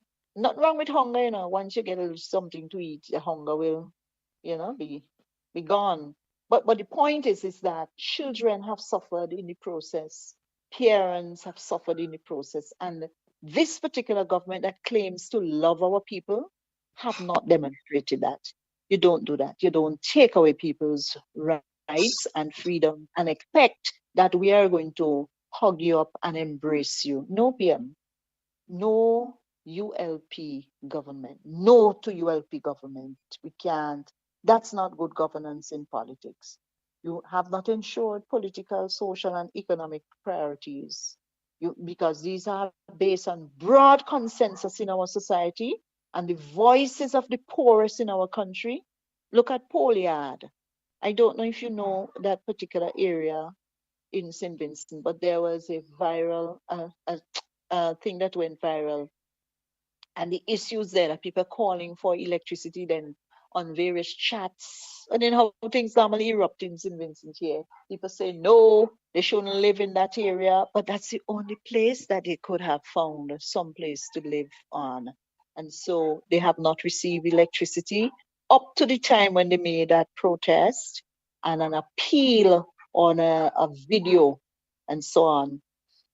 And this is where we are at in St. Vincent. Vulnerable people, poor people, the voices are not being heard. So that can't be about good governance. The kind of politics we're seeing in St. Vincent and the Grenadines cannot be.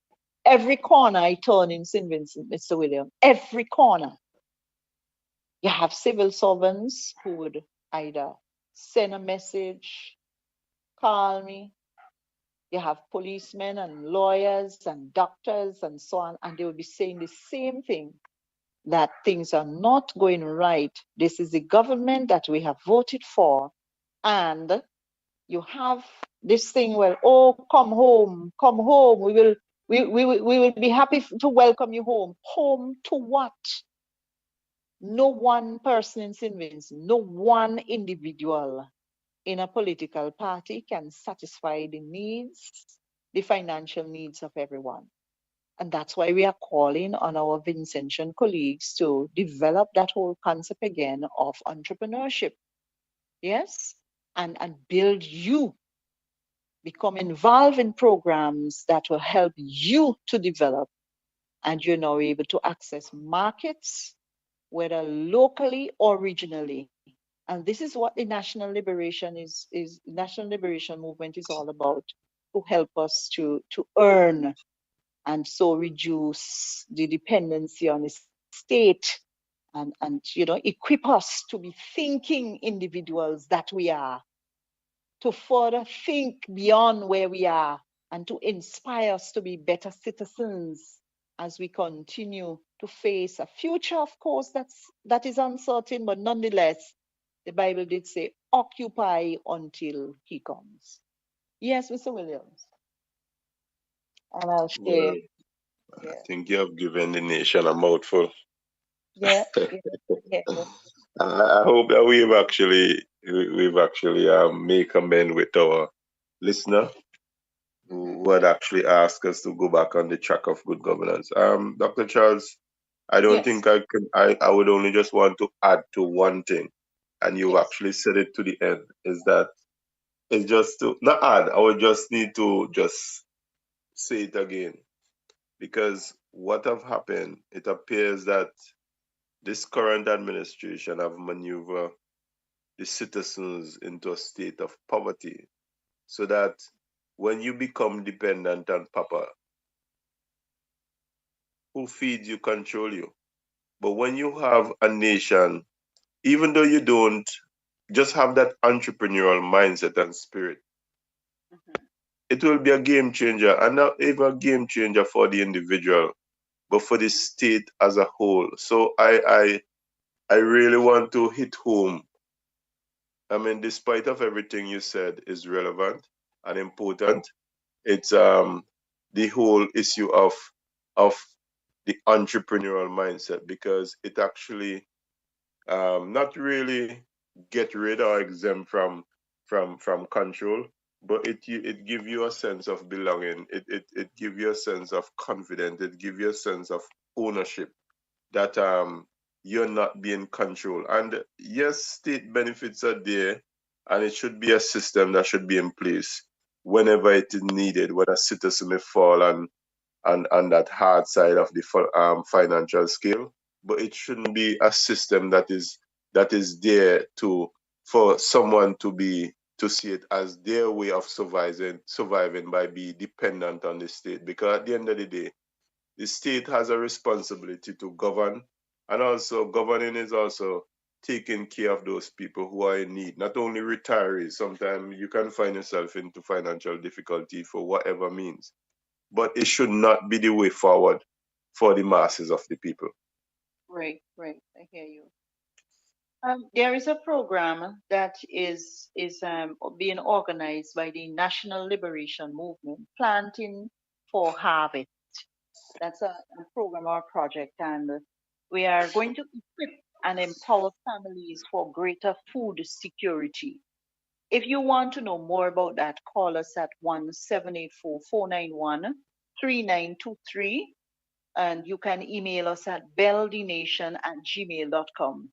If you think planting for harvest is a worthy cause to consider, I want you to consider this: becoming a partner with us or a volunteer, adopting the project as a company or family, providing your skills or expertise in niche areas, establishing partnerships to provide employment and business opportunities, donating seeds, and donating tools.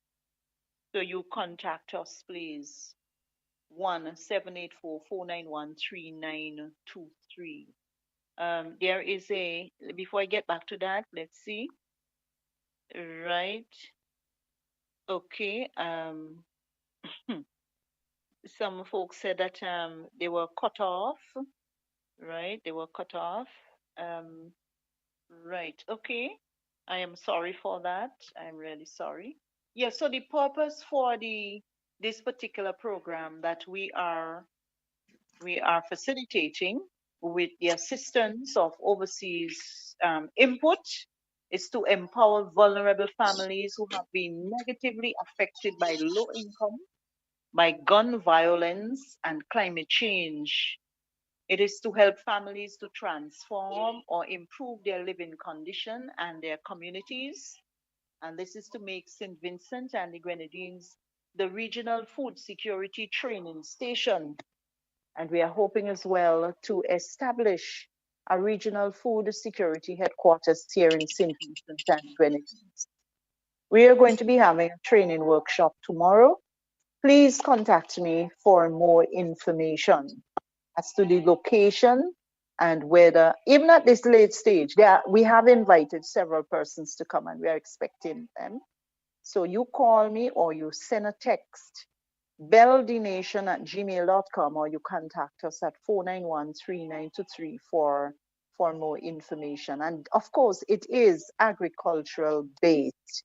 So if you think that you have what it takes to help build our nation, we've got a country to build, I want you to contact us for this very worthwhile program, equipping and empowering families for greater food security.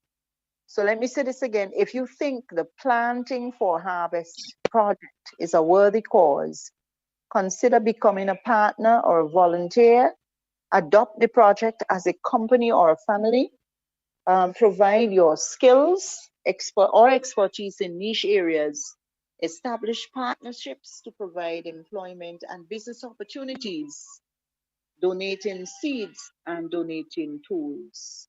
The number to contact us again is 491 or 1-784-491-3923, or write to us at belldnation@gmail.com.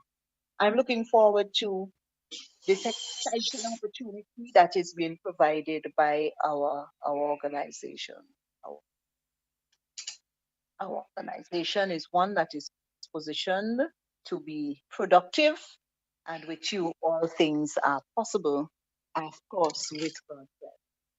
Yes, so this whole idea of good governance, social and economic priorities. And sometimes you're hearing all kind of figures flying over your head, left, right, and center. and you're wondering about the trickle-down effect. And I did hear you mention a while ago about entrepreneurship.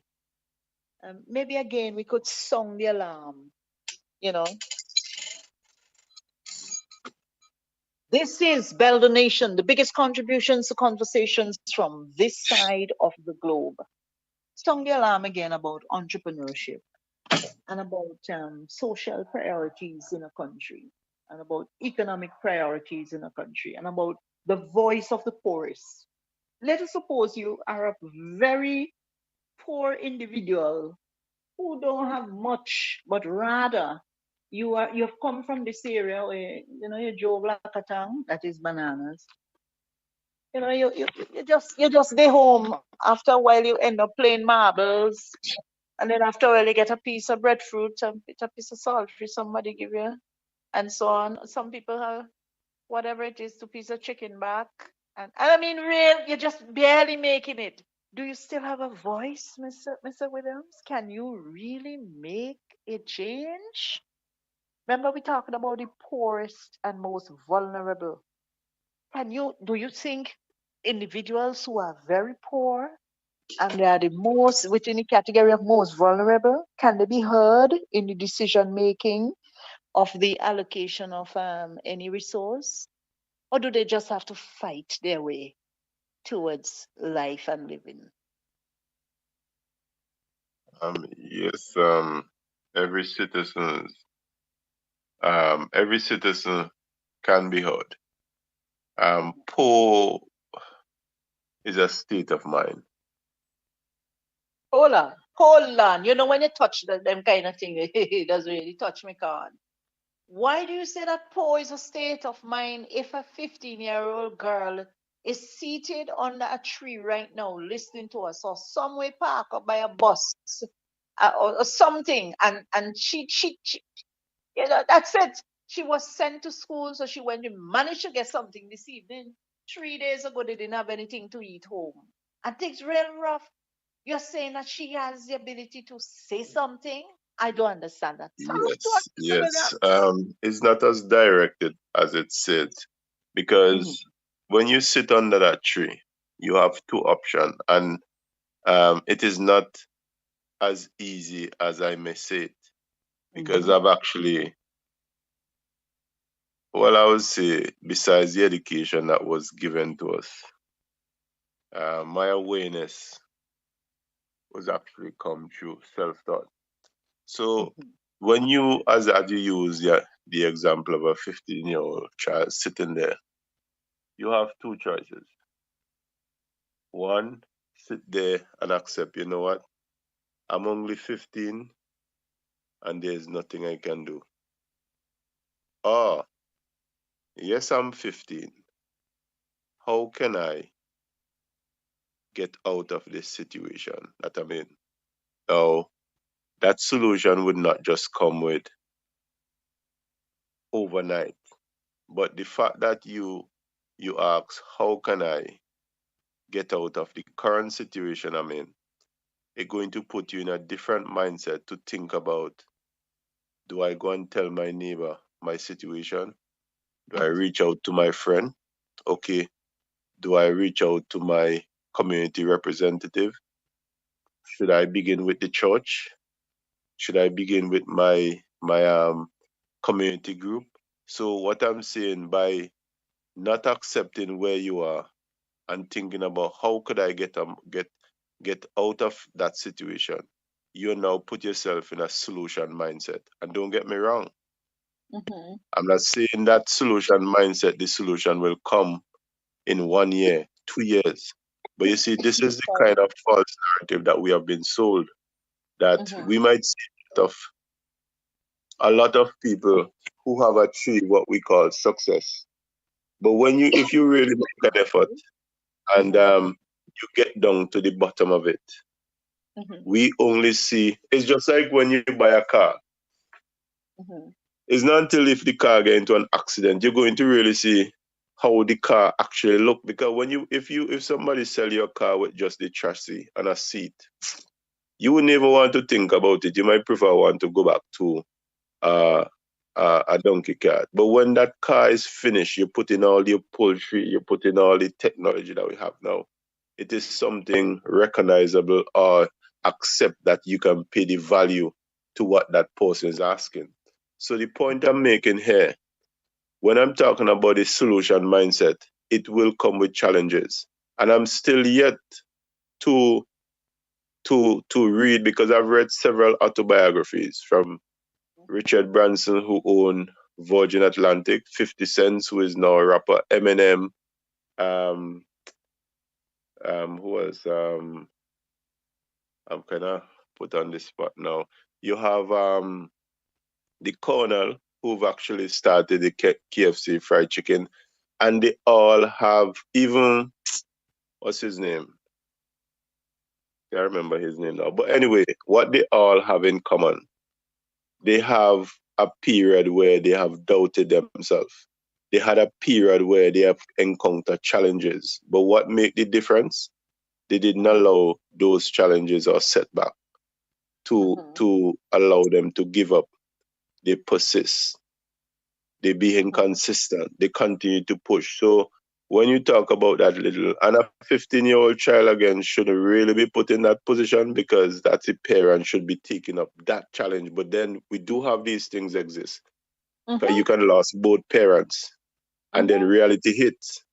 And then again, if we have a 15-year-old child that is in that position, that child should not even have to go through that issue. This is where that child should have been equipped with the knowledge that, okay, at 15-year-old, you shouldn't really have to bear in the grunt of this hardship. There should be some institution, government institution, that should be able to alleviate that burden from that 15-year-old, that they can continue to enjoy the youth and propel into something that can be inspirational or motivating for the generation to come. So this is where I come back into the issue of governance. That school is not only there to educate us, but it should also make them aware of certain services that would be available in the event they find themselves on any issue in terms of hardship, especially if you might be a 15-year-old who don't even have an immediate family, because these things happen. Well. There are two comments that comes here. Whew. I have to take a breath before I have to read them anyhow. Saying prostitution is on the rise. I am not afraid to say that I am considering going into prostitution to assist my children. There is no other way. And the other one is my boyfriend and myself are living downstairs at my parents' home. Daddy doesn't live with us anymore. And I really don't care that some person know that me and my boyfriend live. He loves me and I am still able to go to school. Mommy doesn't work for enough money to pay for my schooling. Mommy doesn't really know that my boyfriend comes late each day to be with me. I know that it may not be right, but I can't do anything better. Oh boy. As a father, help us.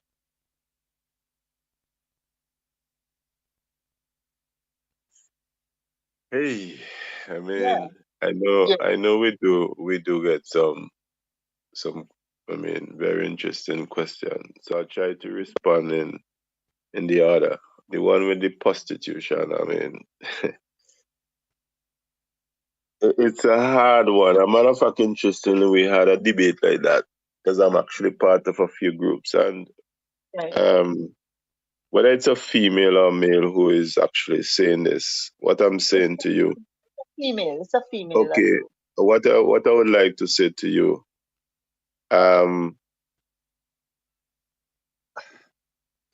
wow, is that there are other alternatives, because we had a similar discussion in a group that I'm with, and that very topic came up, and we had the for and against, and I was actually one of the against, and that have forced me to do some in some extensive research on prostitution. And yes, my sister, you might see it that it's the only way out, but what I can say to you, it's just a short-term benefit.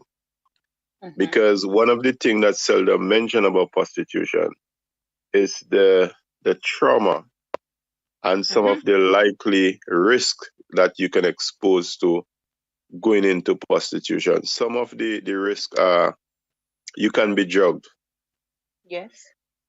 And before you know it, you can actually be maneuvered into drugs taking. You went in with an intention, with a short-term goal to gain some quick money, but at the end of the day, you're not thinking about the consequences. I mean, prostitution on no level, I'm sorry, I against it on all level because you want more than a $5, a $50, whatever you may think the fee is. So when you start to limit yourself to that level, you will come to a stage in life, I believe, that you would regret it or even remember this very conversation we're having.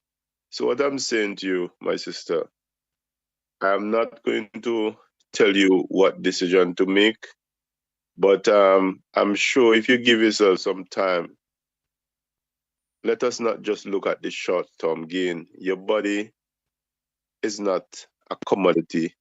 It is not there to be used for financial gain. I just want you to know that you value more than money. You don't have a price on yourself. And please, I would ask you to reach out. Please reach out to whatever services. And you don't have to tell them what you've just said to us, but let them know, because sometimes, a lot of the time, we can be going through financial hardship and we just keep it to ourselves, and sometimes that could impact because of the way we were brought up, that we don't have the confidence to express ourselves. So all I'm saying to you, please, I'm totally against prostitution. I'm not going to say that it's something you shouldn't do, but what I'm saying to you, you're priceless. And please reach out to someone. You don't have to tell them what were your alternatives, but reach out, not to one person. Let them know of your struggle. And please, I'm hoping that you don't have to turn to prostitution, because I strongly believe you'll regret that decision. And if you go on YouTube, as I say, we had a similar topic. You just type in the side effects of prostitution, and the algorithm would actually give you some recommendation where you have ladies who have gone in for whatever reason, and they were all financial hardship. Some of them might have been close to finishing their degree, and they thought it, okay, after my degree, I would look for work. Most of them never did.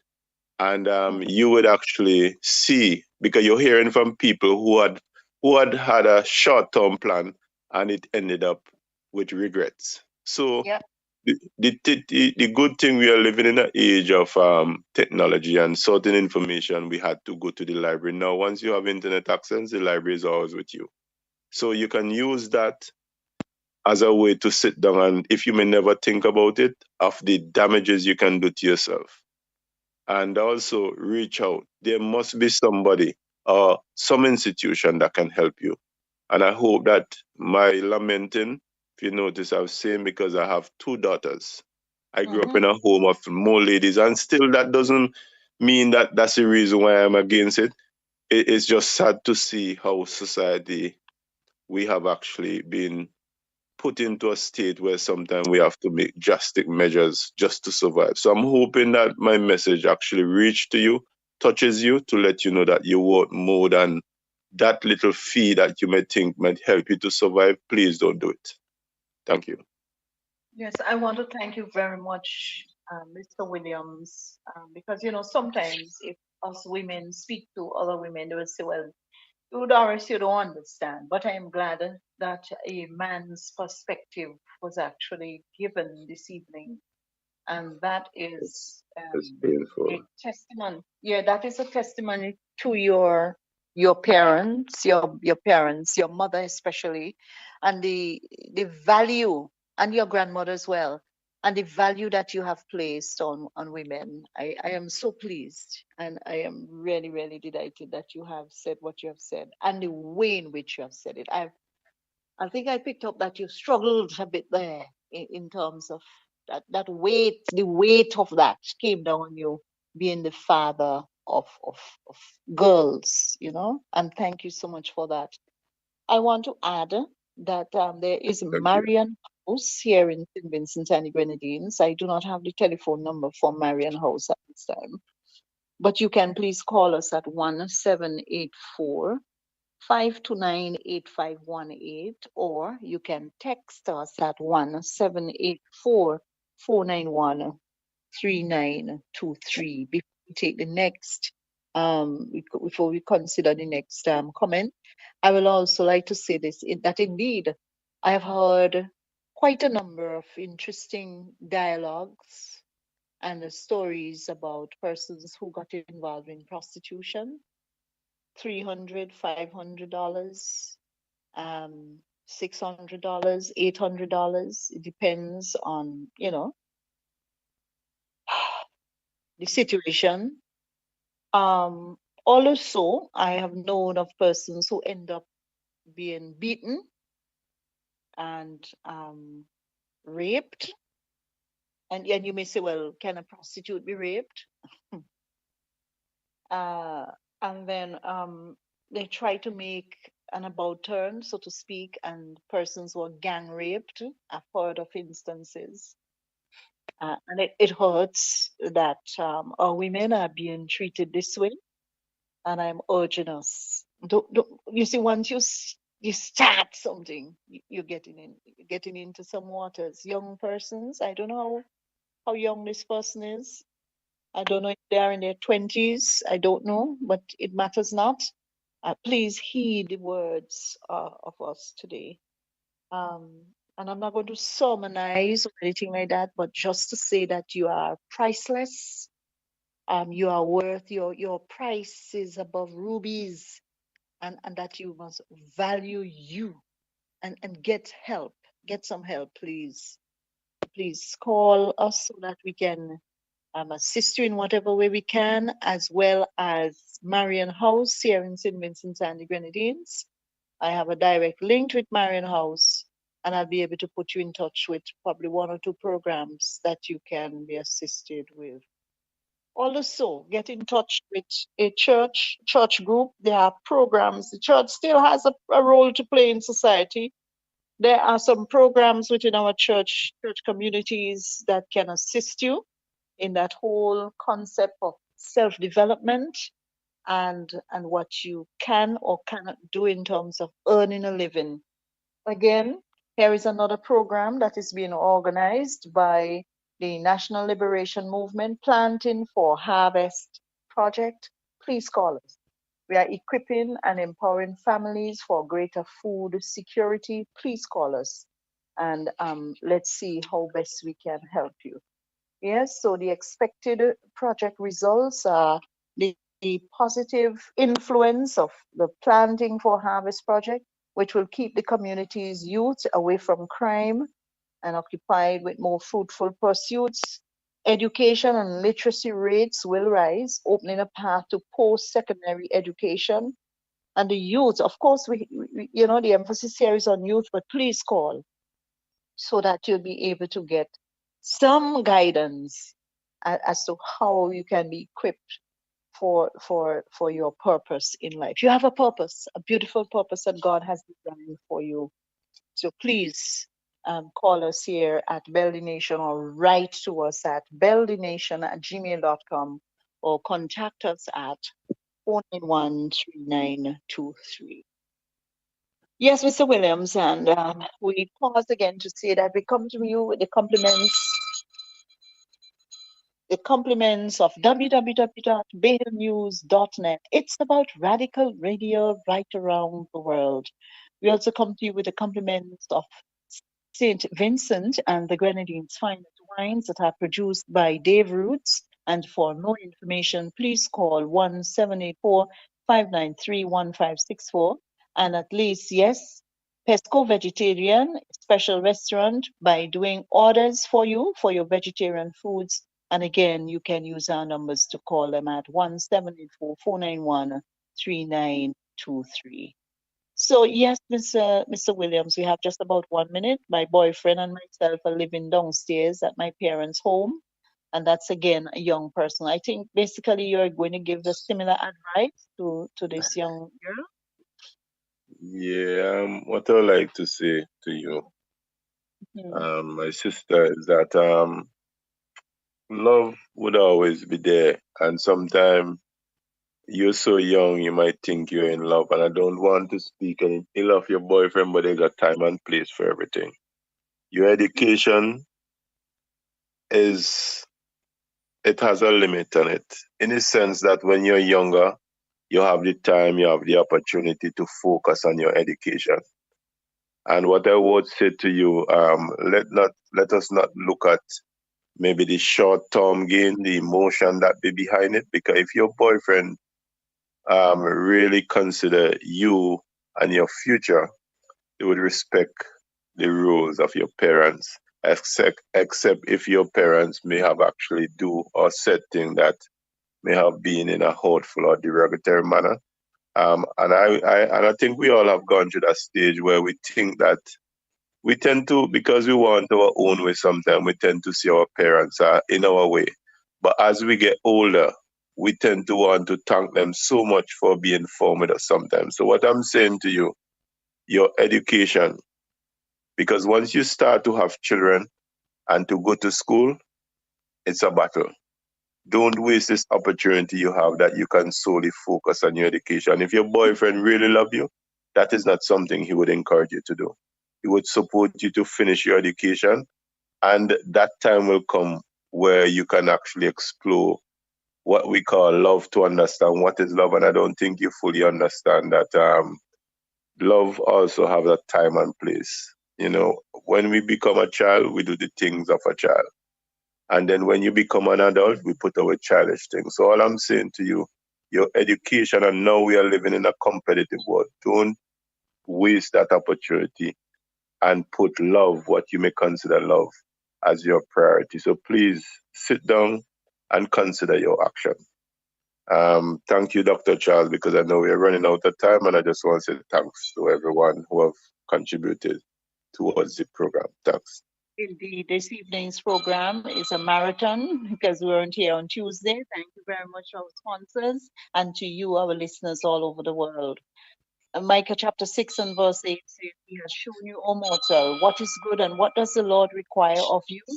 To act justly and to love mercy and to walk humbly with your God. My name is Doris Charles, wishing you a very pleasant evening and do have a blessed weekend. Goodbye. Circling the globe, circling the nation. This is Bell the Nation. Bell the Nation. Bell the Nation. The biggest conversation on this side of the globe.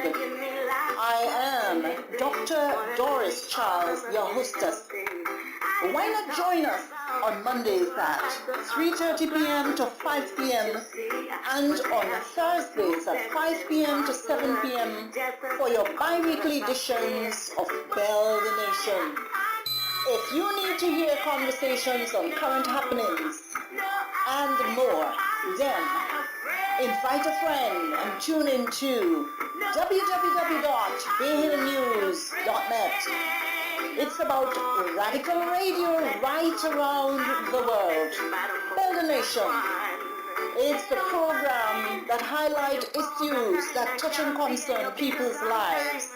It's about the how, the why, the when, the where, the what, and the who of benevolence, education, jurisprudence, legitimacy, down to earth, no nonsense, affirmative action, talent, and training. It is informative. It's about opinions and, of course, nation building. Looking forward to your comments and calls. 1-784-529-8518 or email us at belgianation@gmail.com.